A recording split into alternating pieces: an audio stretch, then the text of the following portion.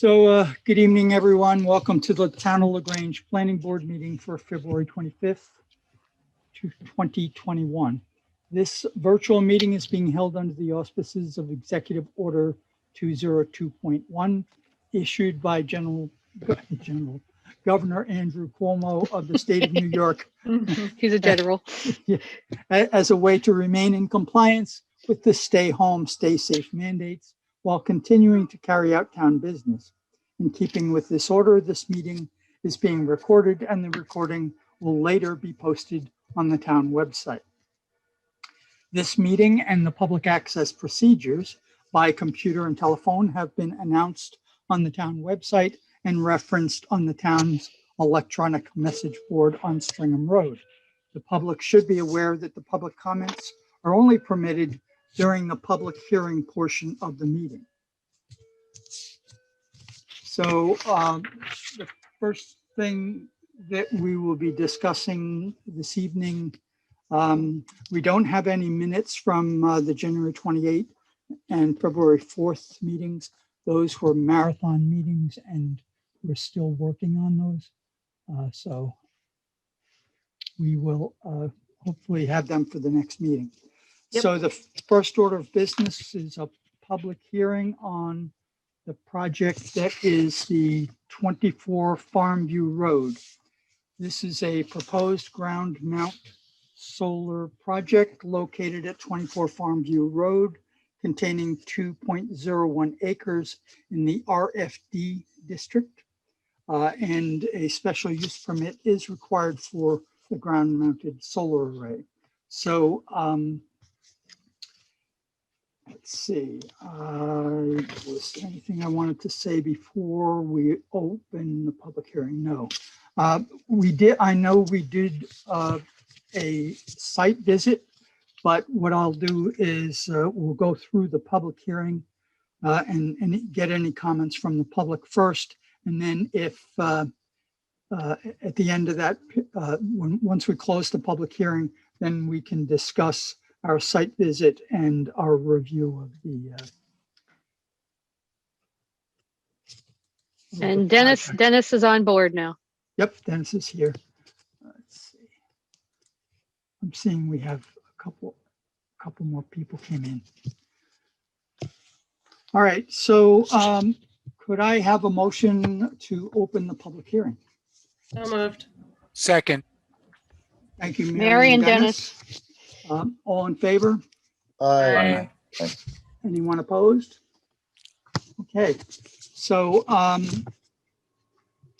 during the public hearing, the public can unmute themselves and indicate that they would like to speak, or by using the on-screen controls to raise your hand. This will allow us to see you and recognize you in the order that you raised your hands. When recognized and unmuted, while it's not required, we ask that you state your name and address and make your comment or question. The planning board may require that each commenter's time might be limited so that there's time to hear from everyone. Computer, tablet, and smartphone, you can use the on-screen controls to raise your hand. If you're calling on a telephone, a landline, you can use a *6 to unmute and mute, and a *9 to raise your hand. When you've completed your comments, please mute your line again so that the next public commenter can be recognized and proceed without interruption. So is there anyone that would like to speak on the subject of the 24 Farmview Road? Motion to close public hearing, Mr. Chairman. Okay, Second. Mary seconds. All in favor?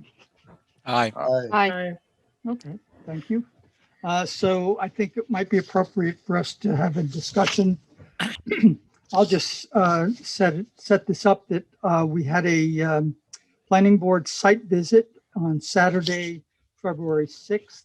We had, I believe there were 6 of us there, where we took advantage of the opportunity to do a visual site review of the property and the location where the solar array is going to be.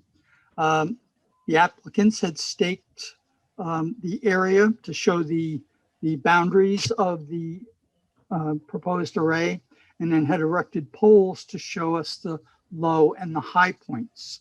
And the high, they had a 10-foot pole that they put some flags on so that we could walk around and take a look from a number of different vantage points.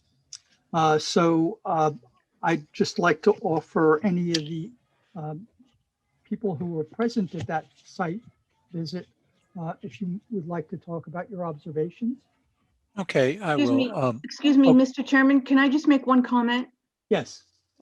I just want it to be on the record that the applicant did provide me with the affidavit from the newspaper, as well as the return receipts for the mailings for the public hearing, so that we have that in the minutes. Okay, well, thank you very much. All right, Dennis, go ahead then.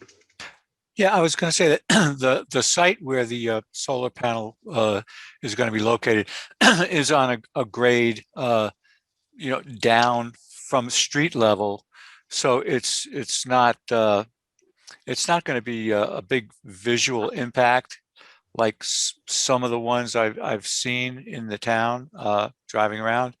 2022 Farmview has a similar solar panel array, and if I wasn't looking for that, driving up and down Farmview, I wouldn't have noticed it. So I just wanted to say, I don't see that it's going to be a major impact in the area at all, my observation.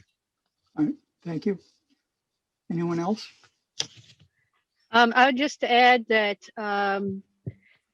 when we were out there, we noticed there was a hole to the west in the property line screening. They have a bunch of trees out there now, but there was a hole just at the patio of the backyard of the neighbors to the west. So I would suggest a few screening trees on that side along the property line, some kind of pines or evergreens. On the other side, there was screening almost all the way up to the array of the people next door. So on the other side, I don't think that would impact the neighbor on that side at all. Thank you.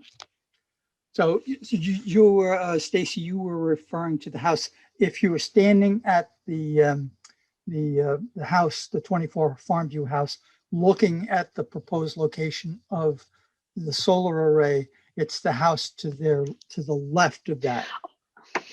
Yes, left. Yes. Yes. All right. The one without the array already in the backyard. Yes. Like Mary, Mark, anyone else have any other comments?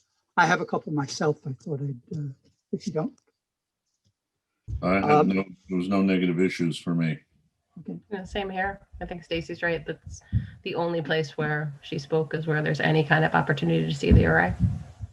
I wanted to point out that I think we noticed that the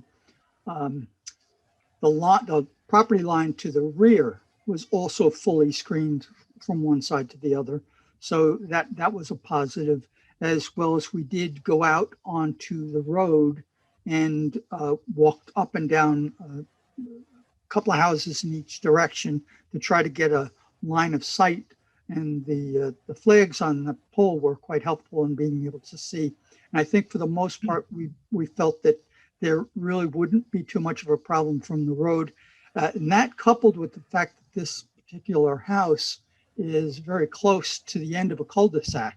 So we're not going to be seeing a lot of out of area visitors buzzing past this and necessarily having any issues with it.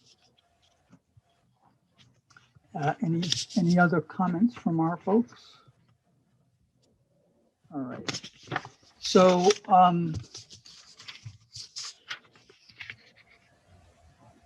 I think we may be at a point. Is there any reason why we can't go ahead with actually doing a resolution on the special use permit? Mr. Chairman, were there any written public public statements sent in, or just none that we have on record, written public statements? I'm not aware of any. Yeah. Eileen, do you know if anything came in? No, I'm just wondering if the applicant's representative is on. I was expecting Regina Kowalski to be on. Yep, Yeah. I see her on, as well Okay. as the applicants themselves are on. Okay, okay. So the only thing I would suggest is that we, I'll make the motion to, for the special use permit. And with the addition that, some screening trees are shown on a plan, to be satisfactorily okay by, I would say, you want to look at that, Chris, and deem it okay? Yes, I'd be glad to take a look at it. If you can just get Okay. that in, if they can just get that to the planning office, the planning office can call me and I'll stop in and just check it out. And I'm okay with that. So I would make that motion along with that, and also any outstanding fees, blah, blah, blah, blah, blah. I'll second it. Okay, thank you, Mary. Second, all in favor? Aye. Aye. Is there anyone opposed? All right, thank you very much. We can now move on. Thank you, folks. If you'll contact Eileen, and she will provide you with whatever you need to move on to your next step in this. I'm sorry, can you tell me who motioned and who seconded? Stacy motion, Mary second. Thank you. All right, so the next up is the Cornell Farm Site Plan, Subdivision, and Special Use Permit. And at this point, before we get started on this, I'd also like to note that the public comments are not appropriate at this point. We did close the public hearing for the Cornell Farm project. So there would not be an opportunity for the public to interact at this meeting. If you have any questions or concerns that are raised by the information you hear tonight, feel free to contact the planning office, and I'm sure they can facilitate getting your questions and comments to the right people. Mr. Palmer, would you like to kick it off? Good evening, Mr. Chairman, and Happy New Year. We haven't seen you all since last year, so Happy New Year, a little late, belated, but good to see you all again. For the record, my name is Taylor Palmer with the law firm of Cuddy and Fader on behalf of the applicant. As the Chairman mentioned, we are before you this evening in connection with our continued review of our application for an open space cluster subdivision, site plan, and special permit approvals for the Cornell Farm project. We last appeared before you on December 17th in connection with those public hearings, as the Chairman mentioned. Tonight, I'm joined by our project architect, Jerome Palaio, our traffic consultant, Carlito Holt of Provident Design Engineering, our engineer, Mike Bodendorf of Hudson Land Design, Ben Gargiulo, our owner's representative and project manager, our cultural resources expert, Beth Selig, and our farmer, Leon Behaba. As the board is aware, the applicant prepared a very detailed response to the public comment submission that was submitted on January 20th, and it was responding to those public comments from the public hearing on December 17th, as well as those additional written public comments that were received by the planning board by December 28th. We did work with town staff to ensure we had the best available information for each of those public commenters, and we tried to make those associations and recognize those in the letters directly. Since we last appeared before your board, we have been working with and continue to address the comments from both the public hearing and then from the town staff and the planning board's consultants. And in a moment, I will have Mr. Bodendorf review some additional comments. We did just receive some comments from the town's from Wanda with respect to some additional feedback. So Mr. Bodendorf will touch on those in just a minute. And we are preparing to submit a full updated set of site plans responsive to these comments for the board to consider for preliminary subdivision approval. Just to note for the record, we have had additional discussions with the town planner, as well as the New York State DEC and the new planning board attorney. Welcome, Ms. Cobb. I know you've been there for a few months, but our first interaction for the project. And we look forward to these continued discussions. We'd also note that our surveyor was just out in the field recently to flag the access area on the emergency access from Rothenberg Road, again, responsive to some comments that we received at those hearings. Procedurally, as the chairman mentioned, procedurally, the negative declaration has been adopted for the project, and as the chairman mentioned, the public hearing has been closed for the project. Again, with this afternoon, we did receive some comments from Wanda, and we are going to prepare a formal supplemental submission and revised site plan set, which we expect to submit next week. That will incorporate more of CPL's specific comments, as well as be able to respond to Wanda's comments as well. And at this time, I'd ask Mr. Bodendorf just to be able to go through some of his comments, and then if the board wanted to go through any of our specific responses or had any additional comments following up on our transmittal from January 20th, we'd be pleased to respond to those at this time. If I could just interrupt, one of the things that I wanted to point out is that one of my observations is that while there's quite a bit of information that you provided to us, we got those comments over to the Public Works, and you did receive that back, but our planning board hasn't had an opportunity to review that information to any degree. And my observation is that as well that there are some other comments that were made by the public that don't seem to be in here. So I just don't want to set an expectation that we're going to be done as we have this conversation. Absolutely. We appreciate all the time and effort that all town staff has put into this matter. We're excited about the project, and we want to get it all done right. And, we want to work with the neighbors and make sure that we're really, creating a project they'll be proud of and that the town will be proud of. So we appreciate that. And again, we're prepared to submit a formal submission so that there is time for CPL and the town's consultants, and of course, most importantly, the planning board, with respect to the consultants, to be able to review these comments and details. So we look forward to the additional comments tonight, and we will be working towards those as we move forward. But if I may, I know if you see fit, Mr. Chairman, I would have Mr. Bodendorf at least go through his preliminary feedback, again, specifically to some existing comments that have been previously presented, and then we can certainly address any of these additional comments as you mentioned, Mr. Chairman. All right, thank you. Thank you. Thank you, Taylor. For the record, Mr. Chairman, Mike Bodendorf, Hudson Land Design Engineers. Just going to touch on Wanda's comment letter that we received today, just very briefly. I just want to clear up with respect to comment number 2 relating to our public hearing response number 3. The comment seems to indicate that our plans are suggesting that we're replacing that existing 12-inch culvert that currently exists underneath the farm road at our wetland crossing. We did have plans early in the stage of this project where we were proposing to replace that culvert. But after consultation with the DEC and just our own hydraulic modeling and what we heard from a number of neighbors, we're going to leave that culvert in because it provides control of flow going across from the larger wetland to the north of our road to the pond to the south of it. So I just wanted to clear that up. We do have a 30-inch culvert that we're providing at that location for passage of, birds and bees, so forth. But that culvert is located at a higher elevation than the water elevation. So no water will pass through that larger culvert. So there won't be any culverts that will allow a larger flow to flow beneath our road. So it will basically act like it does in the current conditions and not create any exacerbated condition off-site.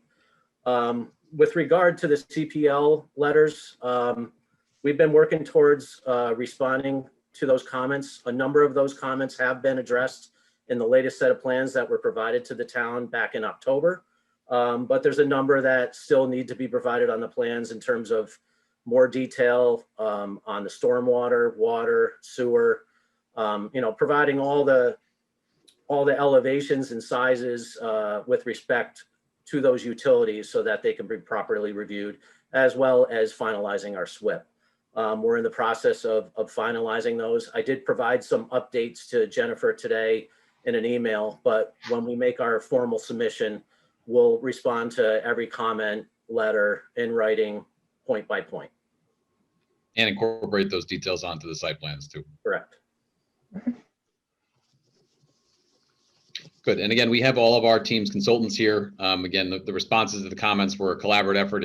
While it was on our transmittal, it was all the various consultants that responded to the individual comment areas. So we wanted to make sure they were here tonight in case the board had specific questions, so we'd be able to address them. Well, in deference to Wanda, I had informed our planning board that we would probably not be covering any of the stormwater such comments tonight in any depth, because we really expected her response to come next week or the week after, and it would not be productive, I don't think, without her comments. And I don't think it'd be productive for our people to, because I'm sure most of them have not had a chance to see her comment letter. How do you want to handle your comments? Do you want to take us through your letter point by point? Do you want to give us some summaries of the comments and your responses? What's your pleasure? Thank you, Mr. Chairman. We understand about the drainage comments, and certainly we look forward to working. We'll certainly speak to Wanda offline in response to the comments today, so that we can have a more informed response to be provided again formally to the board. I will go through briefly, then I'll summarize some of our responses just for the benefit of the board. Again, in our January 20th, 2021 submission, we went through and tried to provide sort of indexed responses to the comments that came up. There were some comments that were somewhat, there were similar comments, so we tried to make sure that those were handled really in one response rather than repeating the same answer or referring back. It's a collaborative approach. It took some time to coordinate to make sure we got it right, but we tried to address all comments that were provided both at the hearing and again in writing. So the first comment, one of the comments that came up was regarding the emergency access and ingress roadway and what it's going to be utilized for. So in our response, we essentially noted that it is only an emergency access off of Rothenberg Road. Mike, if you want to pull up the site plan while I'm going through it, it might be helpful for some of these issues just to have them sort of there as a layout. But as you're all familiar, we do refer to the property somewhat as the United States of America. Down in Florida, we have a little connection on the bottom southeast end of the property that does connect to Rothenberg Road. It is only providing emergency access to the site. There is no through traffic. And in that location, again, we're just proposing to pave the area there, so there's an additional means of access to the residential side of the cluster subdivision. So again, it's only for emergency access, so it will not cause any traffic or other impacts to be on Rothenberg Road or associated areas in that area. There were some questions regarding King Street, King Drive, and others. So we wanted to make sure that it was clear that access is for emergency use only. And Mike, if you just circle with your pointer, thank you. So down on the southeast end, there is the Florida tip there as it goes to Rothenberg Road. And that was what that question was working to address. And of course, that was considered during the seeker review as well from a number of different components. Just a minute. Chris, do Yes. you want, when there is a comment that one of the planning board members has, while he's going through each one, do you want us to add our comments to that section? Yeah, Or do you want to wait to the end? I think it might be worthwhile to do it at the point where the information is presented. So, did you have a comment now, Stacy, or not? At this point, at number one, no, I'm okay.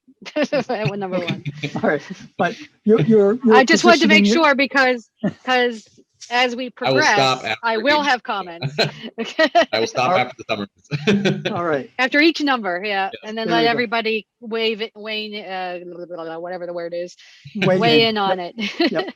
That sounds good. So item one, that was comment one that's on page 2 of the transmittal. Still leading in on page 2 and into page 3 is item 2, which is what are the hours of the Wappinger Creek trail access that we're proposing. And we left it as though it's a preference really for the town, but oftentimes these trailways, as maybe the chair can sort of lend background to, are really dawn to dusk. That would be the same concept here, but we're certainly at we're willing to work with the board as it sees appropriate for that trail. Okay, I'm ready to talk now. So the specific question that was in the public comments was, will it be open to the public? Meaning people other than people in the subdivision or visiting the site for the stuff that's going to be on the west side, any of that stuff. And will it be a part of the Wappingers Greenway? That was a question by the planning board a while back. So that needs to be answered in writing. Understood. And again, our intention is to provide access to the trail, but we'll be sure to put that into writing, and again, formalize any type of agreement that would be associated with that as it proceeds through the process. So we'll put that in writing, and we'll speak to the applicant about how it can be memorialized, and are pleased to work with Ms. Cobb regarding same, as far as some level of determination in that regard. It is intended to provide access, again, also to the residential property owners on the eastern side as well.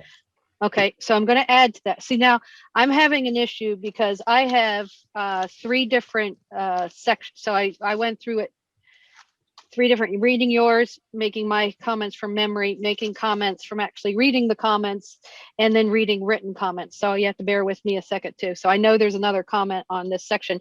I believe it had to do with who's maintaining it, who's taking care of the trash, and how does all that work. And I do remember that we also said for you to check with our chairman, Chris, because he has the Wappingers Greenway on his property and he can let you know how that works. And if the planning board attorney sees fit, we can set a call. We can't contact the chairman directly due to ethics rules, but we can communicate through the planning board attorney to have that conversation if the board sees fit. All right, that would work. We would also want to get you connected up with the Conservation Advisory Council of the town of LaGrange. They do some of the trail maintenance and cleanup that was referred to by Stacy. So it's not totally your responsibility. Understood. We appreciate that. And also Boy Scouts help to initially make the path. They can do that as part of the town through the recreation department for Eagle Scout projects. Yeah, we recall from the site visit to the property. No, we're excited to work in all those capacities. So if you could just incorporate all that into a written statement, that'd be great. No problem. And what we'll probably do for the ease of review is keep the letter almost the same as it is, but put another indentation that responds accordingly. That way it's in one document and not trying to hopscotch between the two. Yes, that sounds good. Great. Are there any other questions on item 2 at the moment? And again, certainly if something comes to you as we proceed through this, please interject, and we'll again, we have our team here to respond to specifics. So Can we go back to item 1 for a quick moment on the access road? You got it. Did you decide if that's going to be gated, correct, Mr. Palmer? I will defer to my esteemed colleague, Mr. Holt, and/or our engineer, and from the site plan to that question, but I believe so. Okay, and if so, preferably would like to have a siren gate versus a Knox box gate, but we could use a Knox box gate as well if need be, if you can't provide a siren gate, a siren activated gate, I should say. Okay. And Mike or Carlito, was from our conversations with the emergency services department, was there a determination on was there any preference to those 2 components? I know, Mark, you were there with us for that meeting with the town's first responders, but either Mike Bodendorf or Carlito Holt. I recall we agreed to place a gate there, and I guess it's up to the applicant if he wants to provide the siren activated gate or just go with the Knox box. I personally don't have a preference either or. I'm sure the fire department would love to have the siren gate because they don't have to get out of the truck to open the gate. Correct. And we can put a note on the plan that there is a gate, and it's certainly, if there's a certain preference, I don't expect there will be opposition from the applicant here. We want to make sure that the first responders have the best access that they have called for, and we'll make sure that we achieve that. Great, thank you. Thank you. All right, item 1, 2, going once, going twice. You may move on. Thank you, Mr. Chair. All right, so item 3 is the drainage one. I don't know, maybe we should hold off on that specific comment, given Wanda's recent comments. I'm happy to give at least a brief overview of it. Well, I know that there's a lot of interested people who are here from the public, so it might be worthwhile to just give a brief summary, but I don't want to get into any in-depth discussion with the planning board at this point. We'll probably want to revisit this at the March meeting. Understood, Mr. Chairman. I will give the summary version. I'll ask Mike to, I guess, further illustrate what we're doing on the site, because we're handling it with stormwater pollution and prevention controls.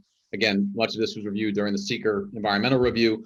There were comments from a number of people, as the chairman mentioned, from the public about off-site drainage unrelated to the project, but notwithstanding existing drainage concerns that residents had in the area. So ultimately, we wanted to identify what efforts we are implementing on the site, so that there will only be, again, water today just flows off the site, and Mr. Bodendorf will illustrate that better than I can verbally. And we're implementing controls that any improvements on the site would actually, generally speaking, if not make it better conditions, not make worse the conditions that are existing. So in addition to those details, which I'll Mike speak to in a second, we also did reach out to the planning board planner, and I know there were some discussions with the town about being able to reach out to the neighbors directly about these considerations on the on the drainage that's affecting their properties. Again, not related to the project, but just to try and find out what else could be in that area. We did agree to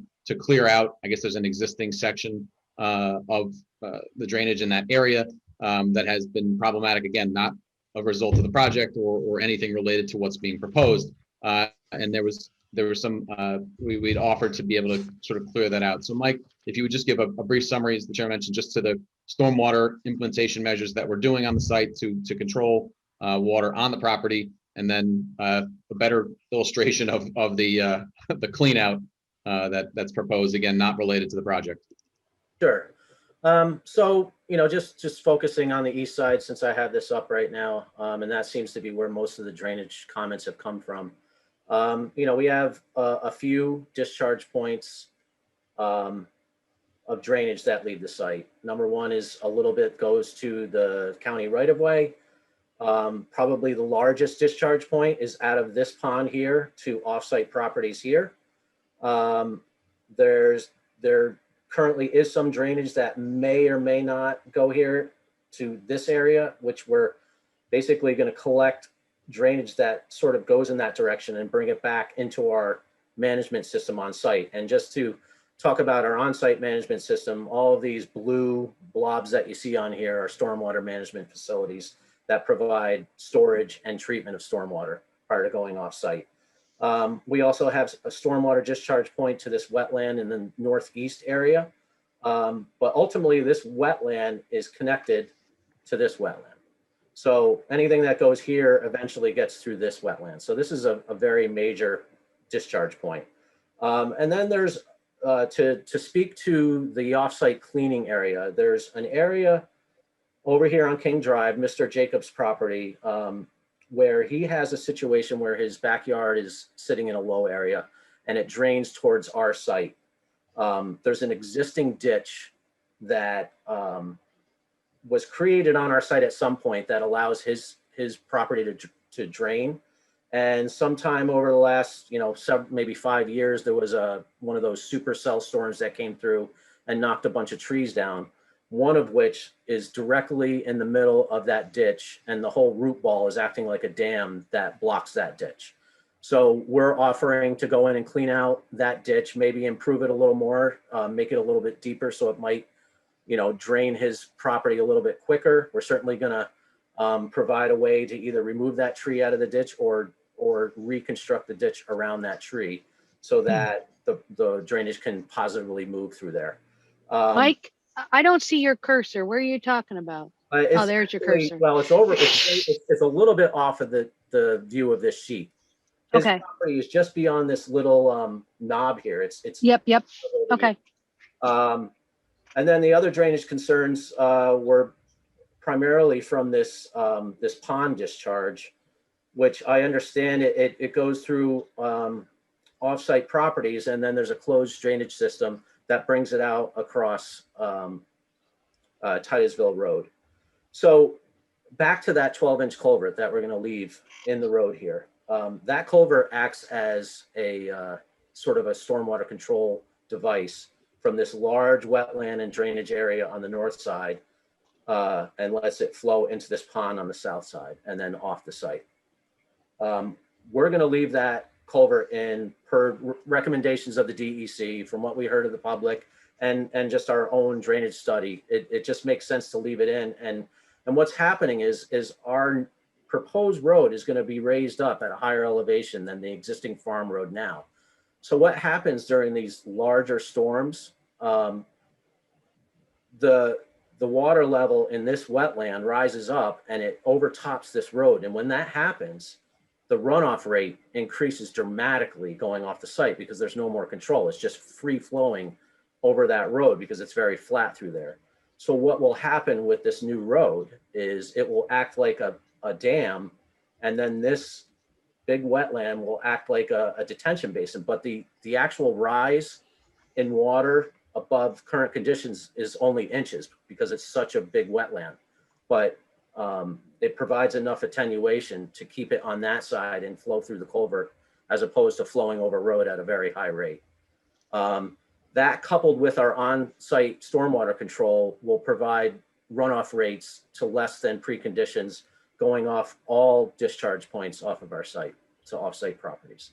And that's generally it in a nutshell. I can expand on anything you would like me to specifically. I just have a quick question that that you might want for next month. You mentioned that you've been working with the county because they have an easement with the county DPW. I don't recall seeing any correspondence from county DPW. So if you could let us know, let the board know, or send it to the planning office if they don't have it, what the comments from the county were. That goes, did they see your report? Did they see the hydrology report for their easement?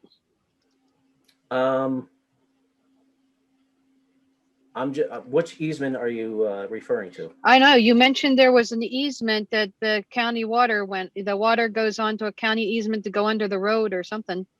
You mentioned that in your narrative. That would have to be up by Titusville. I'll just have to get back to you on that. Okay. Are we just gonna wait for the most of the comments for drainage next week? So you're not gonna, or next month, you're not gonna work on any drainage between now and then? We'll just do all the comments then? If the board sees fit, I think that would be best so that we can adequately address Wanda's comments, incorporate them, and be able to respond to same. Okay. Mike, Yep. Mike, was that when you were talking about the culvert that you're not gonna disturb? That culvert that we're not going to disturb, if you can see my cursor, is located right here. Right. The 12-inch. It's in the middle of the property, yeah. And there were some discussions from the public last month that the former owner of this property replaced that culvert at one point with a larger culvert, and it just created all kinds of problems off-site because it was letting a lot more flow through. So this culvert really acts like a choke point to. Stacy, if I may, which narrative were you referring to? Because it's not in our. No, not no written one. It was when he was giving us his background stuff earlier, I was making little notes. And he had mentioned a county, that it goes to a county easement. So I was just. I said that tonight. Yes, you did. I actually don't even remember saying that. So We'll pull the minutes and we'll see who's right. But I'm betting That's on what I Stacy. heard. That's what I heard. So. No, I could have said something like that, but there's no county easement that I know of. Maybe I meant that, I believe there's a town drainage easement through these properties here. Maybe that's what it was. You said And that county. was mentioned, that's mentioned in Wanda's latest comment letter. But it does go across the county road. So it would be their jurisdiction once it goes into their right of way. All right, we will add that to the comments. And I am actually going to jump back up to comment 1 briefly, just to add a little bit of flavor. Just I'm pulling, I guess I'm going to call it pulling a mark. I'm jumping to 1. We have also looked at, it's not shown on the site plan, but we'll incorporate some additional items there. We're looking at the orientation of the access strip itself, just so that we can have appropriate screening. We're trying to maintain as much of the tree coverage and existing conditions there. This plan does not show you, of course, the heavy screening trees that are already existing between both the waterworks property and an adjacent property owner's residence. So we're doing that again, limited, it's an emergency access, but we're trying to keep things looking like they do today or better. So we are trying to improve those conditions there. I just wanted to add that bit of flair. I know that comment, it came up, was not a specific public hearing comment, but I know it's come up since. Mr. Chairman, if I may, I will forward on to page 4 and item 4, which carries on to page 5. It was regarding the proposed sewer system and whether that would have any impacts on the community wells, and will the system be offered for dedication to the town of LaGrange. And that Mike was very articulate in his last presentation, so I will absolutely defer for the technical nature of this one to Mike. If you can put this in English for me, I appreciate it.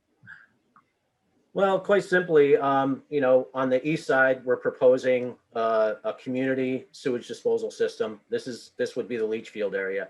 And just for the board's benefit, this leach field area is larger than it's actually going to be.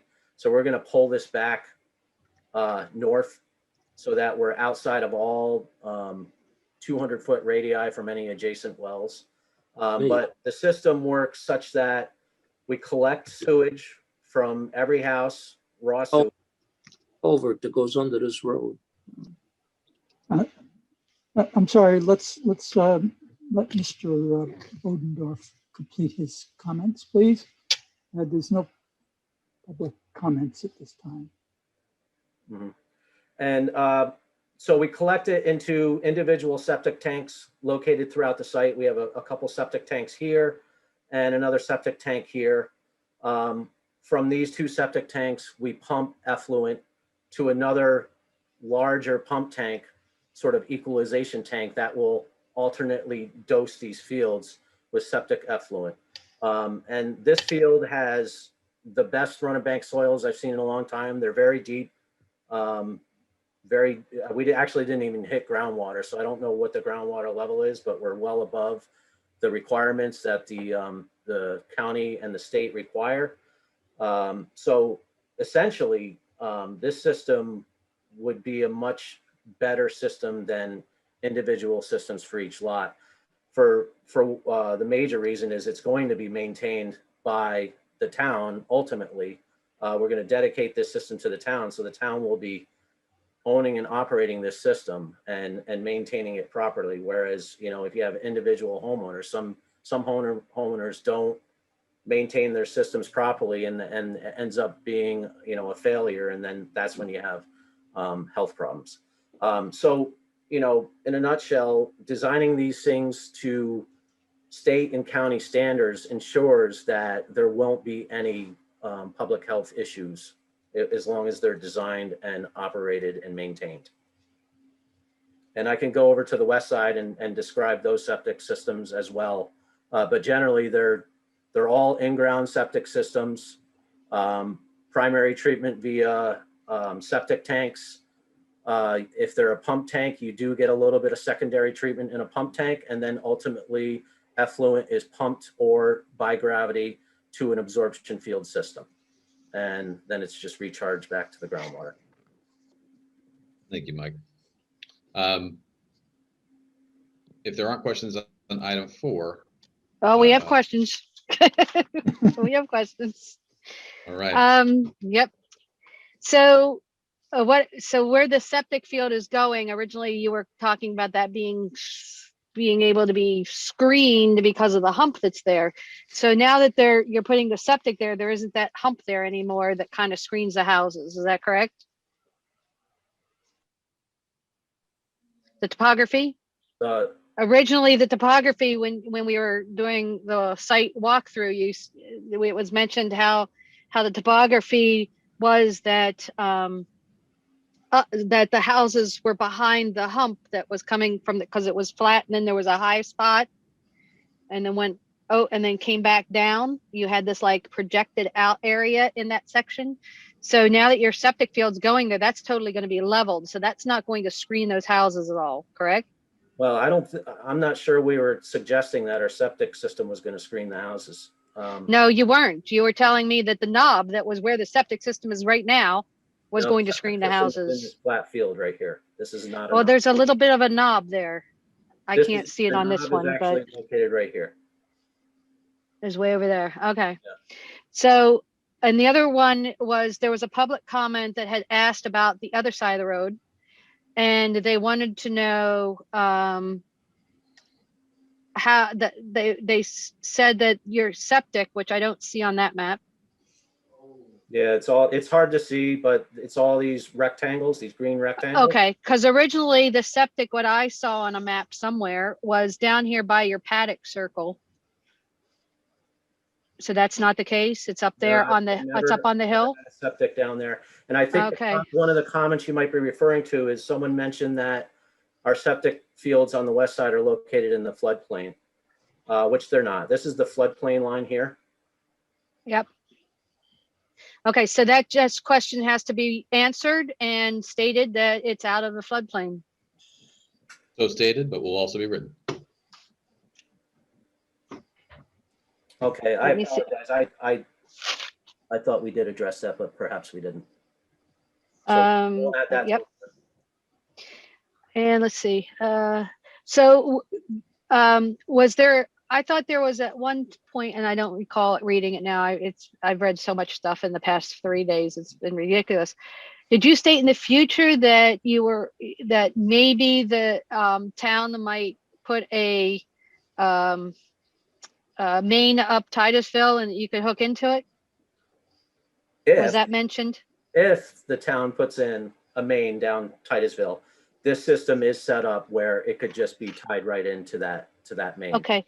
When I read it, it just sounded like that it was something that you guys were considering, but down the line. So I didn't know whether you had talked to the town about that or whatever. I didn't get the didn't seem very prominent to me. So I have to go back and read that, I guess. Well, this kind of went back to our discussions with Wanda when we were going back and forth whether we would tie into the town sewer over near the rail trail or somewhere else, or have on-site septics. And when we arrived at the on-site septic, we were asked by Wanda to perhaps provide a way to tie into sewer to Titusville if it was ever brought down Titusville. So that's how we set this up. Okay, so if that could just be very clear in the narrative, that would be fantastic. Okay. Then my next comment on that was, and I just passed it. See, vegetation wise, in your septic area. So originally you said you might plant all these fields. So was that field one of the ones you were going to plant? I'm assuming not, because you usually don't plant over a septic field. I believe that the planting that would happen in that field would just be, ornamental grasses or just normal grass. Could be wildflowers. But it would be nothing that pertains to the farm action. No produce or anything like that. Nothing for no grains, no anything. It would all be something that would be like have high evapotranspiration rates, that kind of thing. Yeah. Okay, so could you add that to your narrative that there will be plantings and that it will be for ones that have the high evapotranspiration rate, that kind of thing, and maybe get into some kind of a screening in that area a little bit, because now that you're not using it as fields and that kind of stuff, something that is pleasant to look at with some like shade trees or something that's not in the septic area itself, but along its perimeters, but nothing that would get into the fields lines themselves, like no pines or anything like that, that search out water, that kind of thing. Okay.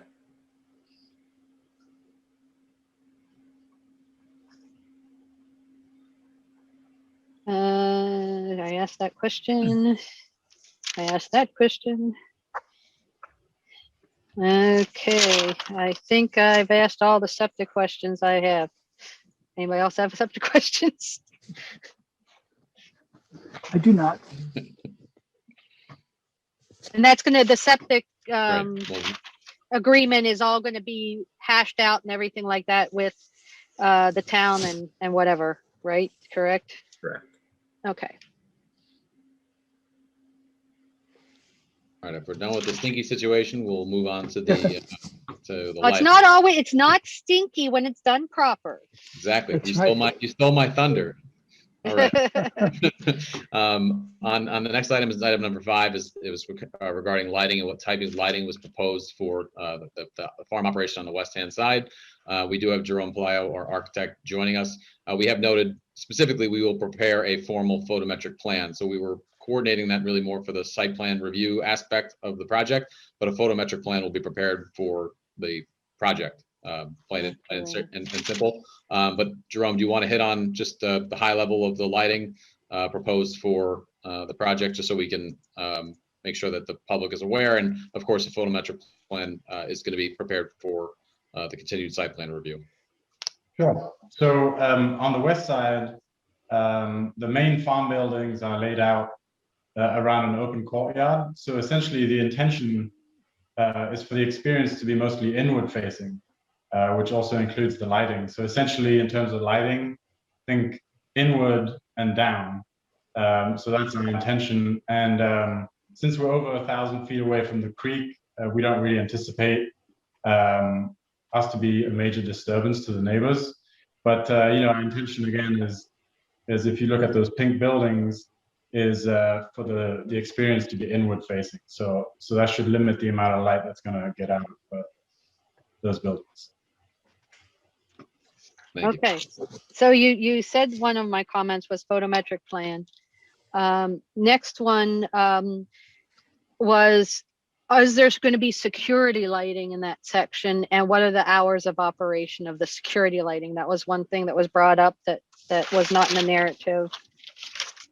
So that needs to be in the narrative. Next is also a comment that was brought up was, what about lighting on the east side?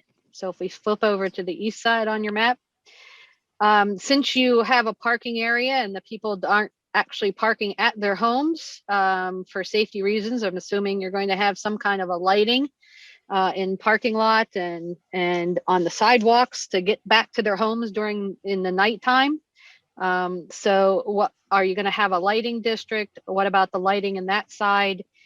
And again, is it going to be security lighting or what? Kind of that kind of thing. And let's see, one. Okay, that's lighting.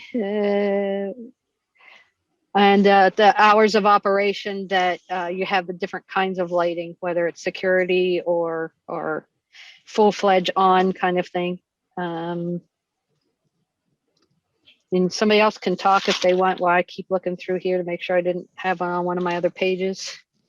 Right. So on the residential side, you'll see that most of the aggregated parking is actually on the inside, so that won't really be seen by the public. But we really put a big emphasis on landscaping. So a lot of these areas are going to be screened, and we feel like it'll be pretty contained as well. And if we go to the overhead view, you'll also see on the southern property line that's heavily lined with trees, existing trees. So that will help with that as well. Oh, and you also have the buildings in the back that are community buildings, and the different buildings in the back too that have parking in that area. So that's actually, if we can look at the overhead view, that's actually in a clearing. So that's all surrounded by trees. So that should all be self-contained as well. Are you talking about your rendering? Not the renderings, but the overhead view. I don't know if we have that in here. And just to be clear, you know, everything that I'm mentioning has to be put into writing into the narrative. Sure. And especially light pollution, not, you know, meaning, you know, to the sky also. I know you said downlighting on the east side, but on the west side, but on the east side too, because the light pollution at night, I have skylights in my bedroom. At night, the whole sky is always lit up and the moon's not even out. So, you know, and a lot of people like their night sky and like to see the meteor showers and everything. So just think about that when you're writing your narrative. Absolutely. And actually part of our approach to the entire project was to keep the houses close together so we can maintain open space and keep the majority of the trees on the property. So that will really help with containing the lighting as well. And the lighting also is affected by wildlife. So that was also one of the public hearing comments, and that was not covered in the narrative that was sent to us. So if you could just add something into that narrative of how the lighting would or would not affect the wildlife in the area, specifically probably on the, you know, the house side over here where we have the wetlands, where animals will definitely be going towards the wetlands and such.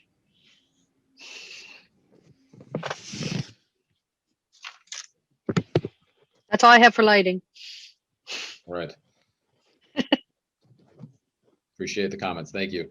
Item 6 is regarding the agricultural water withdrawal. Mike, if you want to shift over to the west side, over by California, we have or the Wapiti Creek, some of you may refer to it as or know it as well. We have a agricultural water withdrawal system. There was questions concerning the pump that's being utilized. We are proposing to use an electric water pump. Again, it's not a loud, because again, it's electric. We understand that there may be some types of enclosures, so we're certainly agreeable to putting also, it's not incorporated in these comments, but in our follow-up comments, we will incorporate that. I'm calling it a noise box. It's a pretty bad description of what it actually is. It's again, something that helps reduce vibration or otherwise, but this is an electric pump, and so it will have very limited noise effect there. Mr. Palmer, who's going to maintain that? The property owner, and we have our farmer, Leon Vejaba, who may be able to speak more so to what type of operations are really associated with this small pump.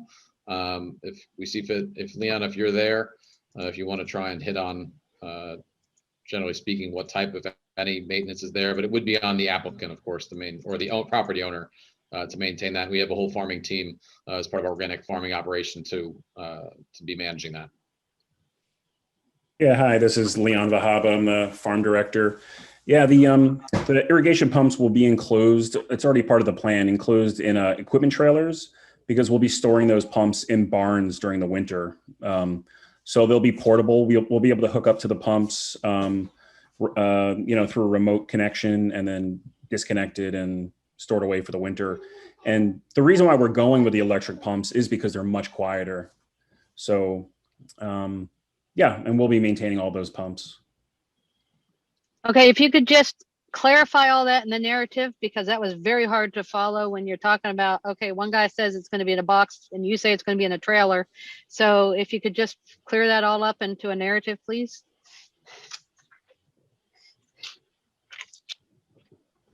No problem. That's why I said it was a crude description. It was just something to reduce the noise and muffle the noise. Yep. But again, being an electric pump, it's already very low noise. And so along those lines, there also were asking, they asked about the withdrawal of the water. What do you, such questions such as, what do you do when the creek itself is very, very low? What's your alternate water source? For that is, you know, do you use wells? Do you pump water, you know, bring water in? What do you do for that?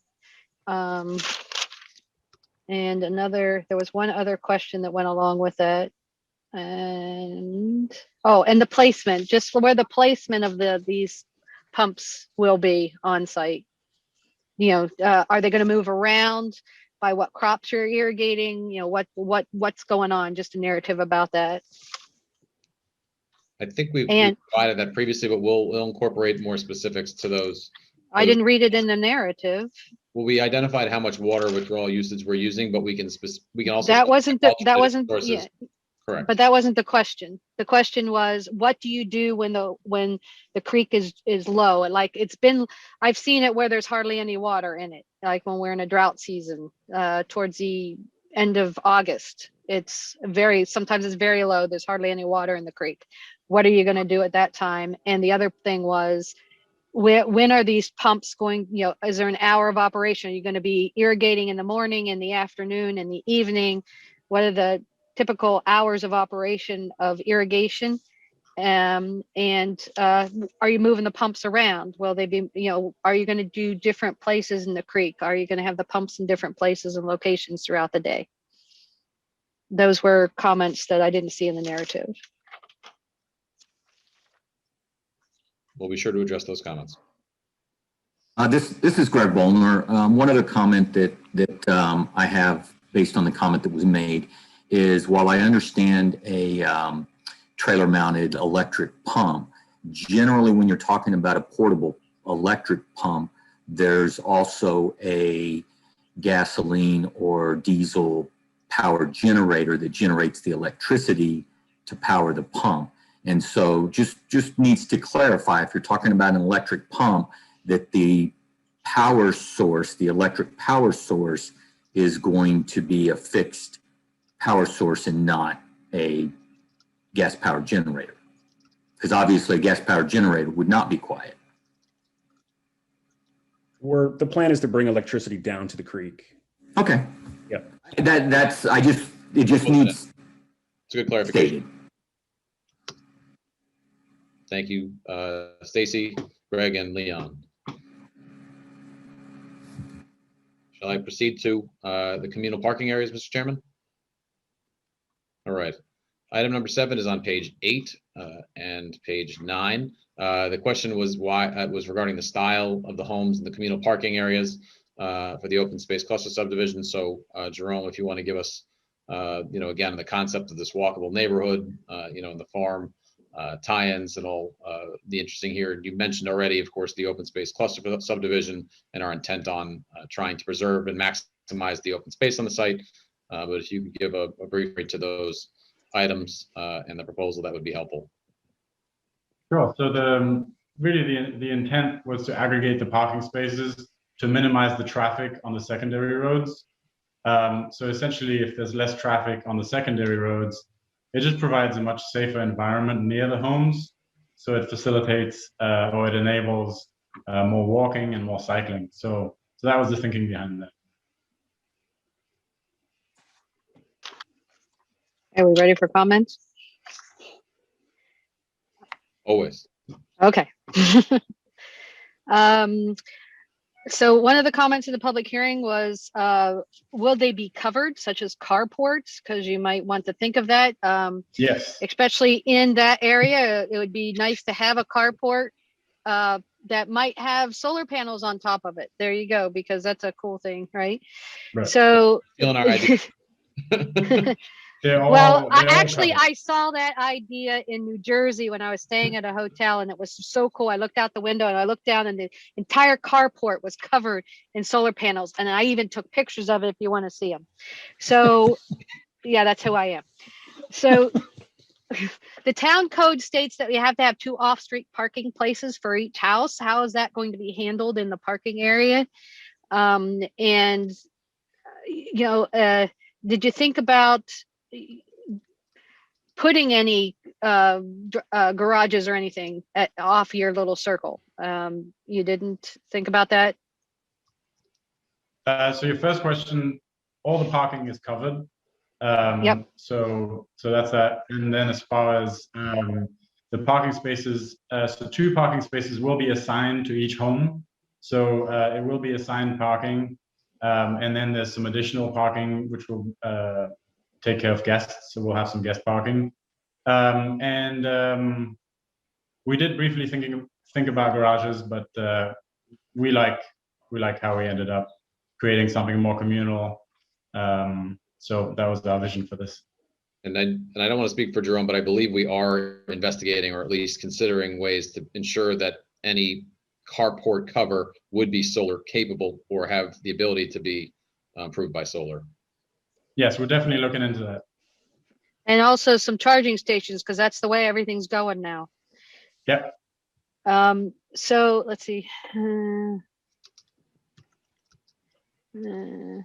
Okay, so the cover was a question, a public comment question, but that was not in the narrative. The also asking about the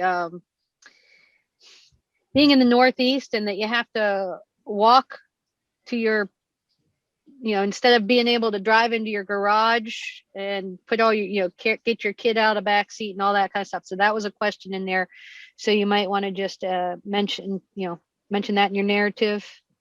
It said the actual question was something like people like convenience and that they live in the Northeast and they also prefer a garage and covered parking. So that was the comment. So you might want to look up that comment and answer that one. That solar panel on the charging thing was my comment. And I think that's it for that section. So also over in the other homes on the other side, not where the circle is, but on the other side, there's no garages or anything over there either, correct? No That's garage. that parking area. That's that parking area that's squished in between. Yep. And then there's parking area on the end over by the blue, right? And where's Correct. the parking for the blue buildings? So the blue buildings are recreational buildings. So the way we intend to create access for that is across from the main road, there will be bicycle parking. So that's another reason why we really encourage less traffic on the secondary roads, so there can be more cycling and more walking to go from one house to the other, but also to the communal buildings. So there will be bicycle parking across from the blue buildings. Okay. And those are, well, also all those parking places, and when the bicycle parking is going to be covered too, or not? We haven't decided that yet, but Okay, well, so think about that because, I ride my bike to work and I have no place to put it once I get there. Right. And if it rains in between the time, I've got a soaking wet bicycle and then it's a rusty bicycle later. So think about that. And then the parking, all the parking covered or just the, like the ones. All parking is covered. Okay. Okay, so if you just could add that all to that narrative.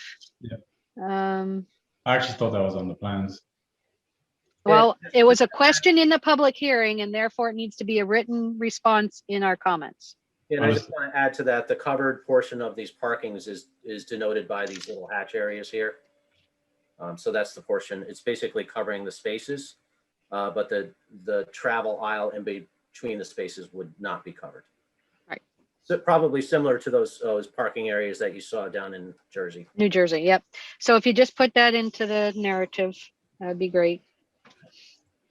So from the parking, the house that is furthest from the parking, communal parking, how far is that?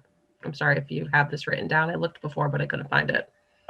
So essentially we worked it out to being that the furthest house from the parking, the resident would have to walk for about a minute. That would be the furthest. Right.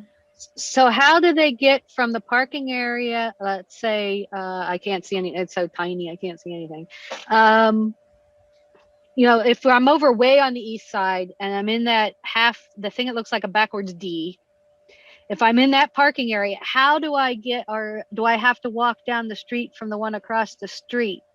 The ones near the wetlands, the south side wetlands. Yeah, those. Where am I parking and how do I get there? It's just across the street. Way over there. And then I come down a sidewalk? So it's not shown on here, but on the landscape plans, we're showing essentially a network of pathways So there'll be plenty of pedestrian ways of accessing your house. And then the same with the one, the second half, the bottom half of this one over on the, further to the west, the bottom half and that extra little bump out loop. So you still say a minute? Yeah. And so do you have a distance? Could you put a distance in the narrative? I You don't have to do it now, just in the narrative is fine. Yeah, we have it.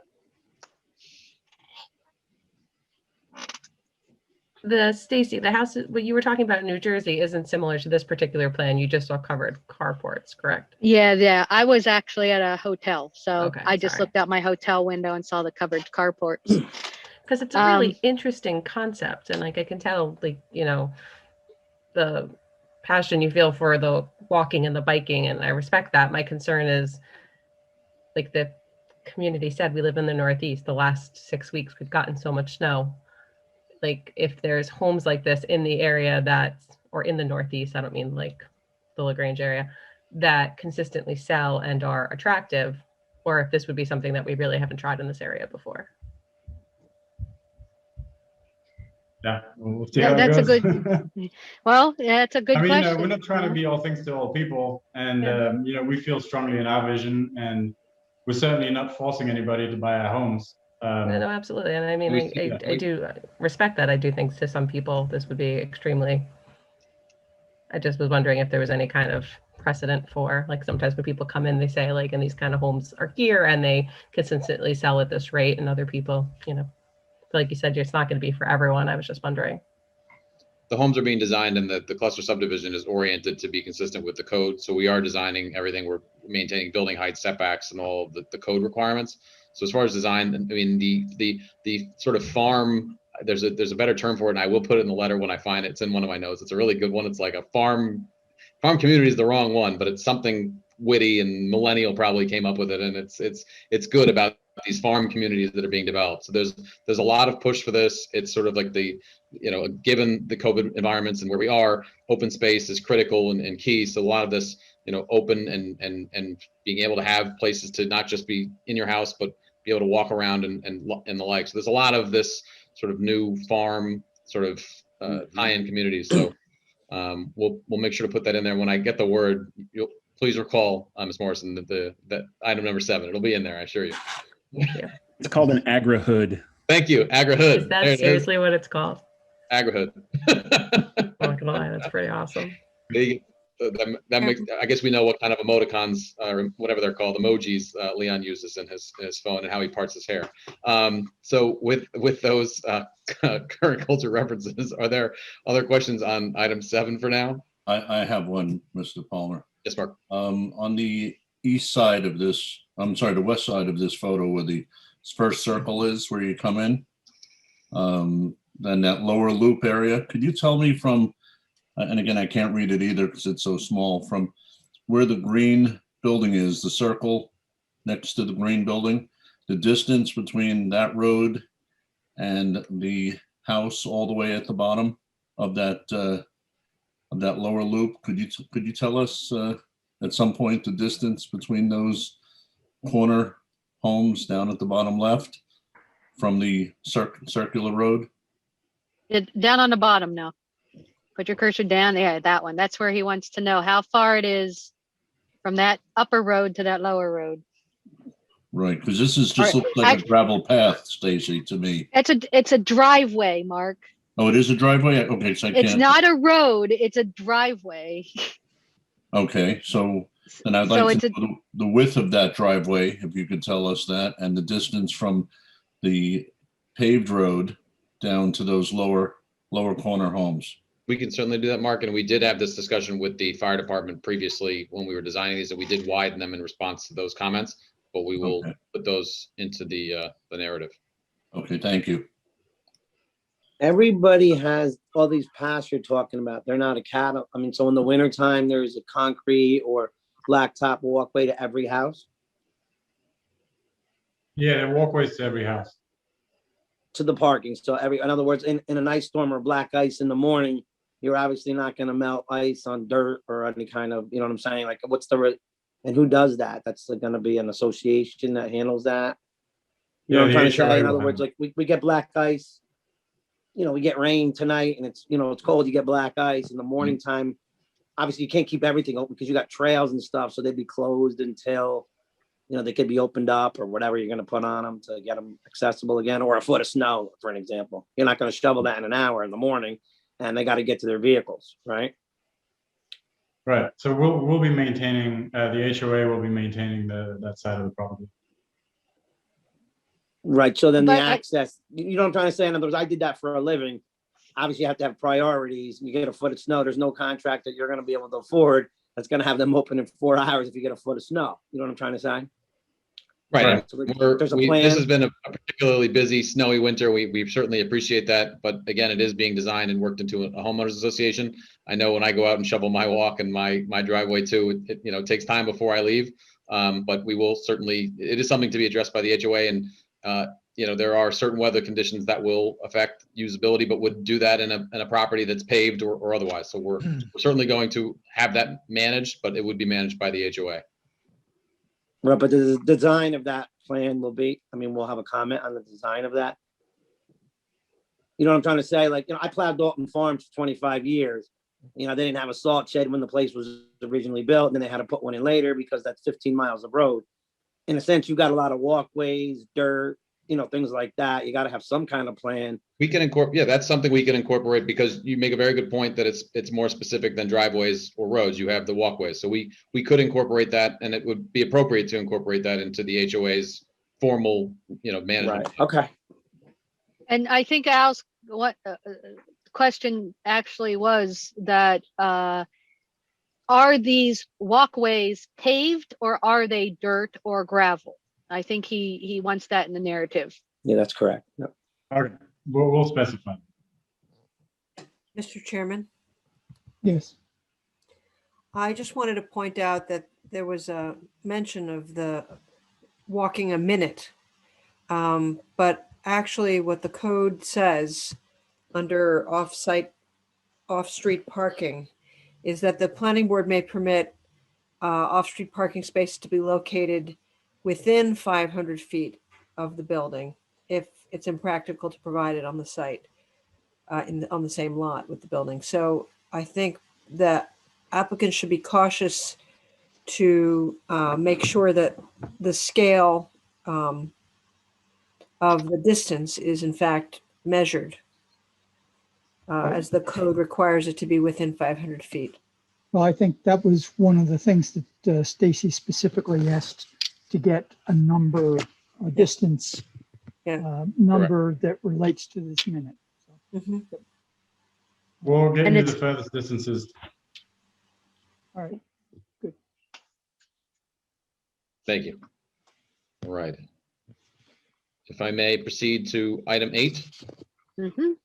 All right, item 8. There was one question regarding, or questions regarding employees for the farm operation, what the anticipated hours of operation were.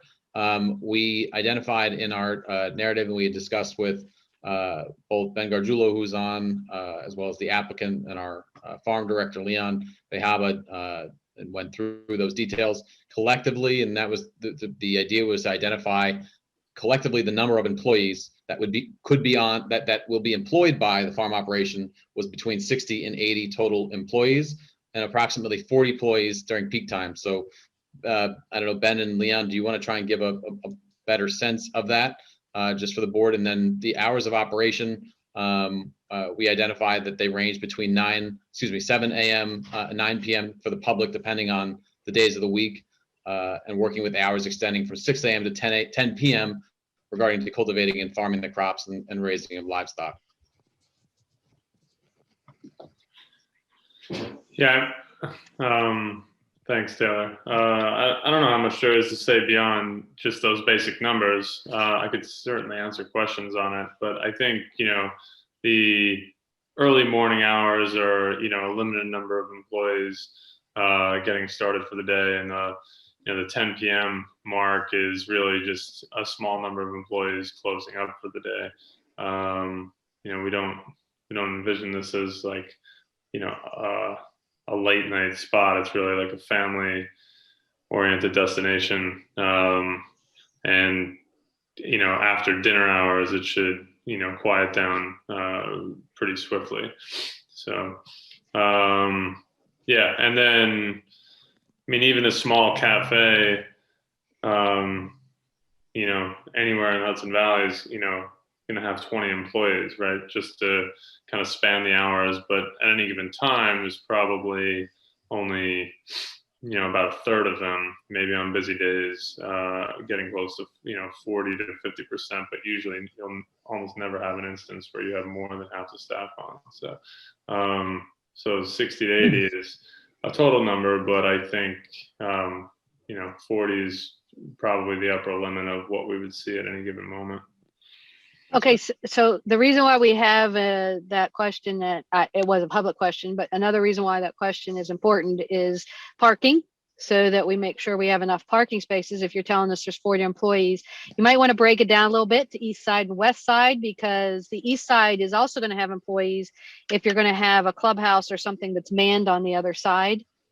And also, the other reason why they're asking about hours of operation is, are you going to extend the hours, the 10 p.m. For farm cultivation? Are you going to have floodlights? Are you going to have any kind of lighting that you're going to need that? Out west, they put gigantic floodlights on combines as they're out in the fields doing the work. So that kind of thing, like when will the heavy machinery be operated? Is that going to be during the daytime hours or during the farm operation hours? And let's see, that one's that. I had something over on this one. So that let me just add one more. The number of visitors was also listed in that question in the public hearing. They had 3 questions as a part of that question, which was the employees, the visitors, and the hours of operation. So if you just add anticipation of, kind of like what your capacity could be and what you anticipate. Understood. And these things were, generally speaking, they were also calculated, just for the record, again, during the secret review for the traffic reports. These were identified in those reports, but we will be specific to these narrowly tailored questions about the associated comments. Yes. Thank you. Mr. Chairman, you had a question? Well, yeah, I'm actually being a little silly with this question, but when you bring up the topic of livestock, I want to know how Leon's going to tell the cows to go back to sleep. It's too early, right? So maybe if you could clarify a little bit some of the types of livestock that you may be having on the property, because some cows start waking up at 4 a.m. and they have to be milked, that kind of thing. So, okay. Pleased to do that. All right. If we may move on to soil samples. That's item 9. That's on page 9 of the letter. There was a question about whether soil samples were collected. The answer is yes. They were collected on, we did a phase 1A that was associated with the property. That's an environmental site assessment that was completed, again, where there were old apple orchards and other crops grown. And so while there were certain elevations that were identified above while elevated concentrations were not identified in the background sample, when we are developing the residential components, they will, the soils will meet the soil cleanup objectives of DEC Part 375 for residential use. And we've spoken with the consultant, Chazen, who had prepared that phase 1 ESA. So that will be how that is handled. But we did indeed conduct soil testing, again, because of prior, historic farm operations on the site. So when you did the soil testing, where were the tests actually done? Were they done where the houses are going? Were they done in where the farm buildings were? Were they done down in the floodplain? Where exactly were they done? You don't have to answer, that can be in the narrative. Yeah, we will.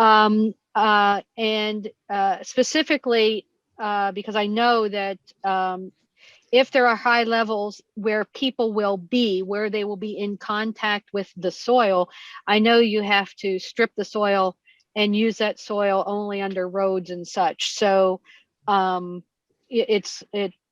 I do understand that you might be doing that section as you're building, but it's also good to know where you actually did these to begin with. And what were you actually testing for? Were you only testing for pesticides, or were you testing for lead and other Heavy things metals. too? Yes, essentially pesticides, but heavy metals. Okay, because orchards and farm fields have different pesticides depending on what your crop is. That's why I was asking that question.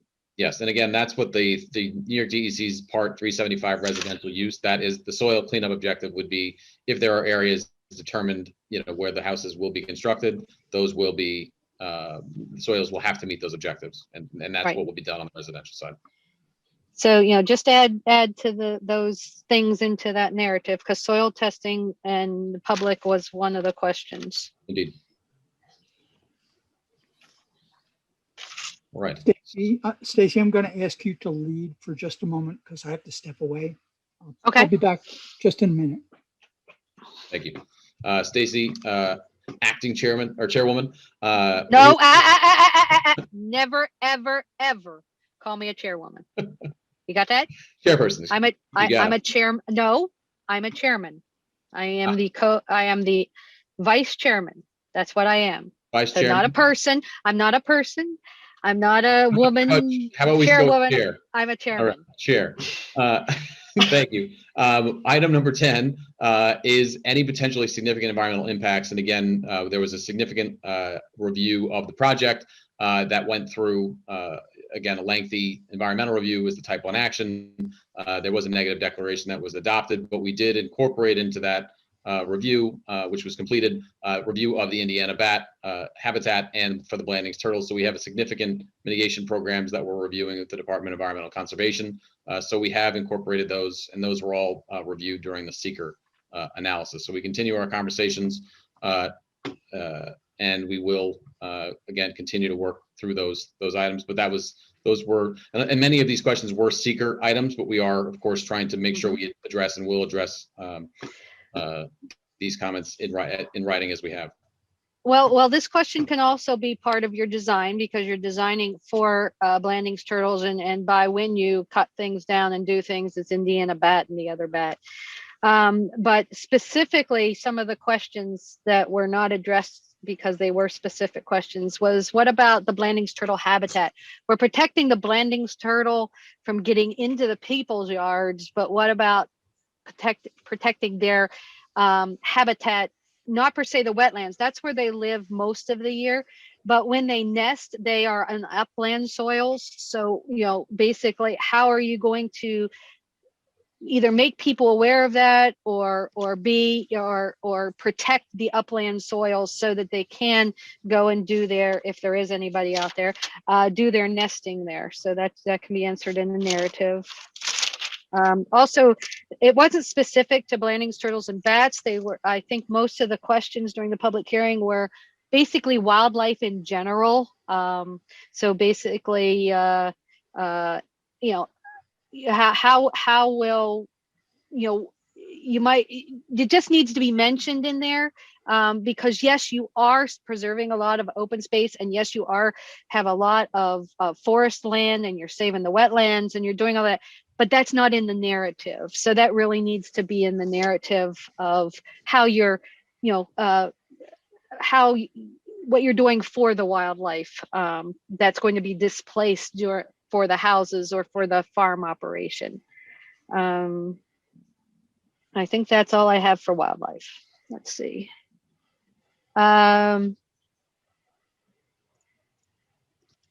Yes. Oh, and the other question that was specific was attraction of animals.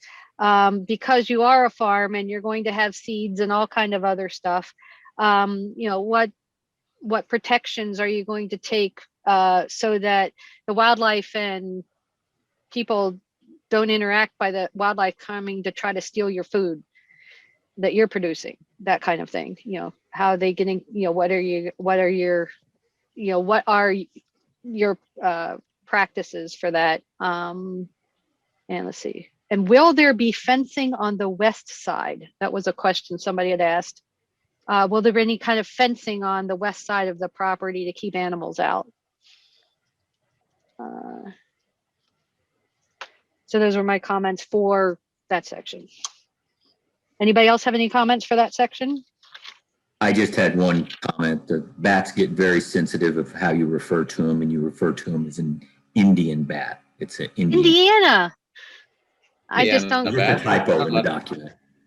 Yeah, I just Indiana bat. Oh, he said Indian bat.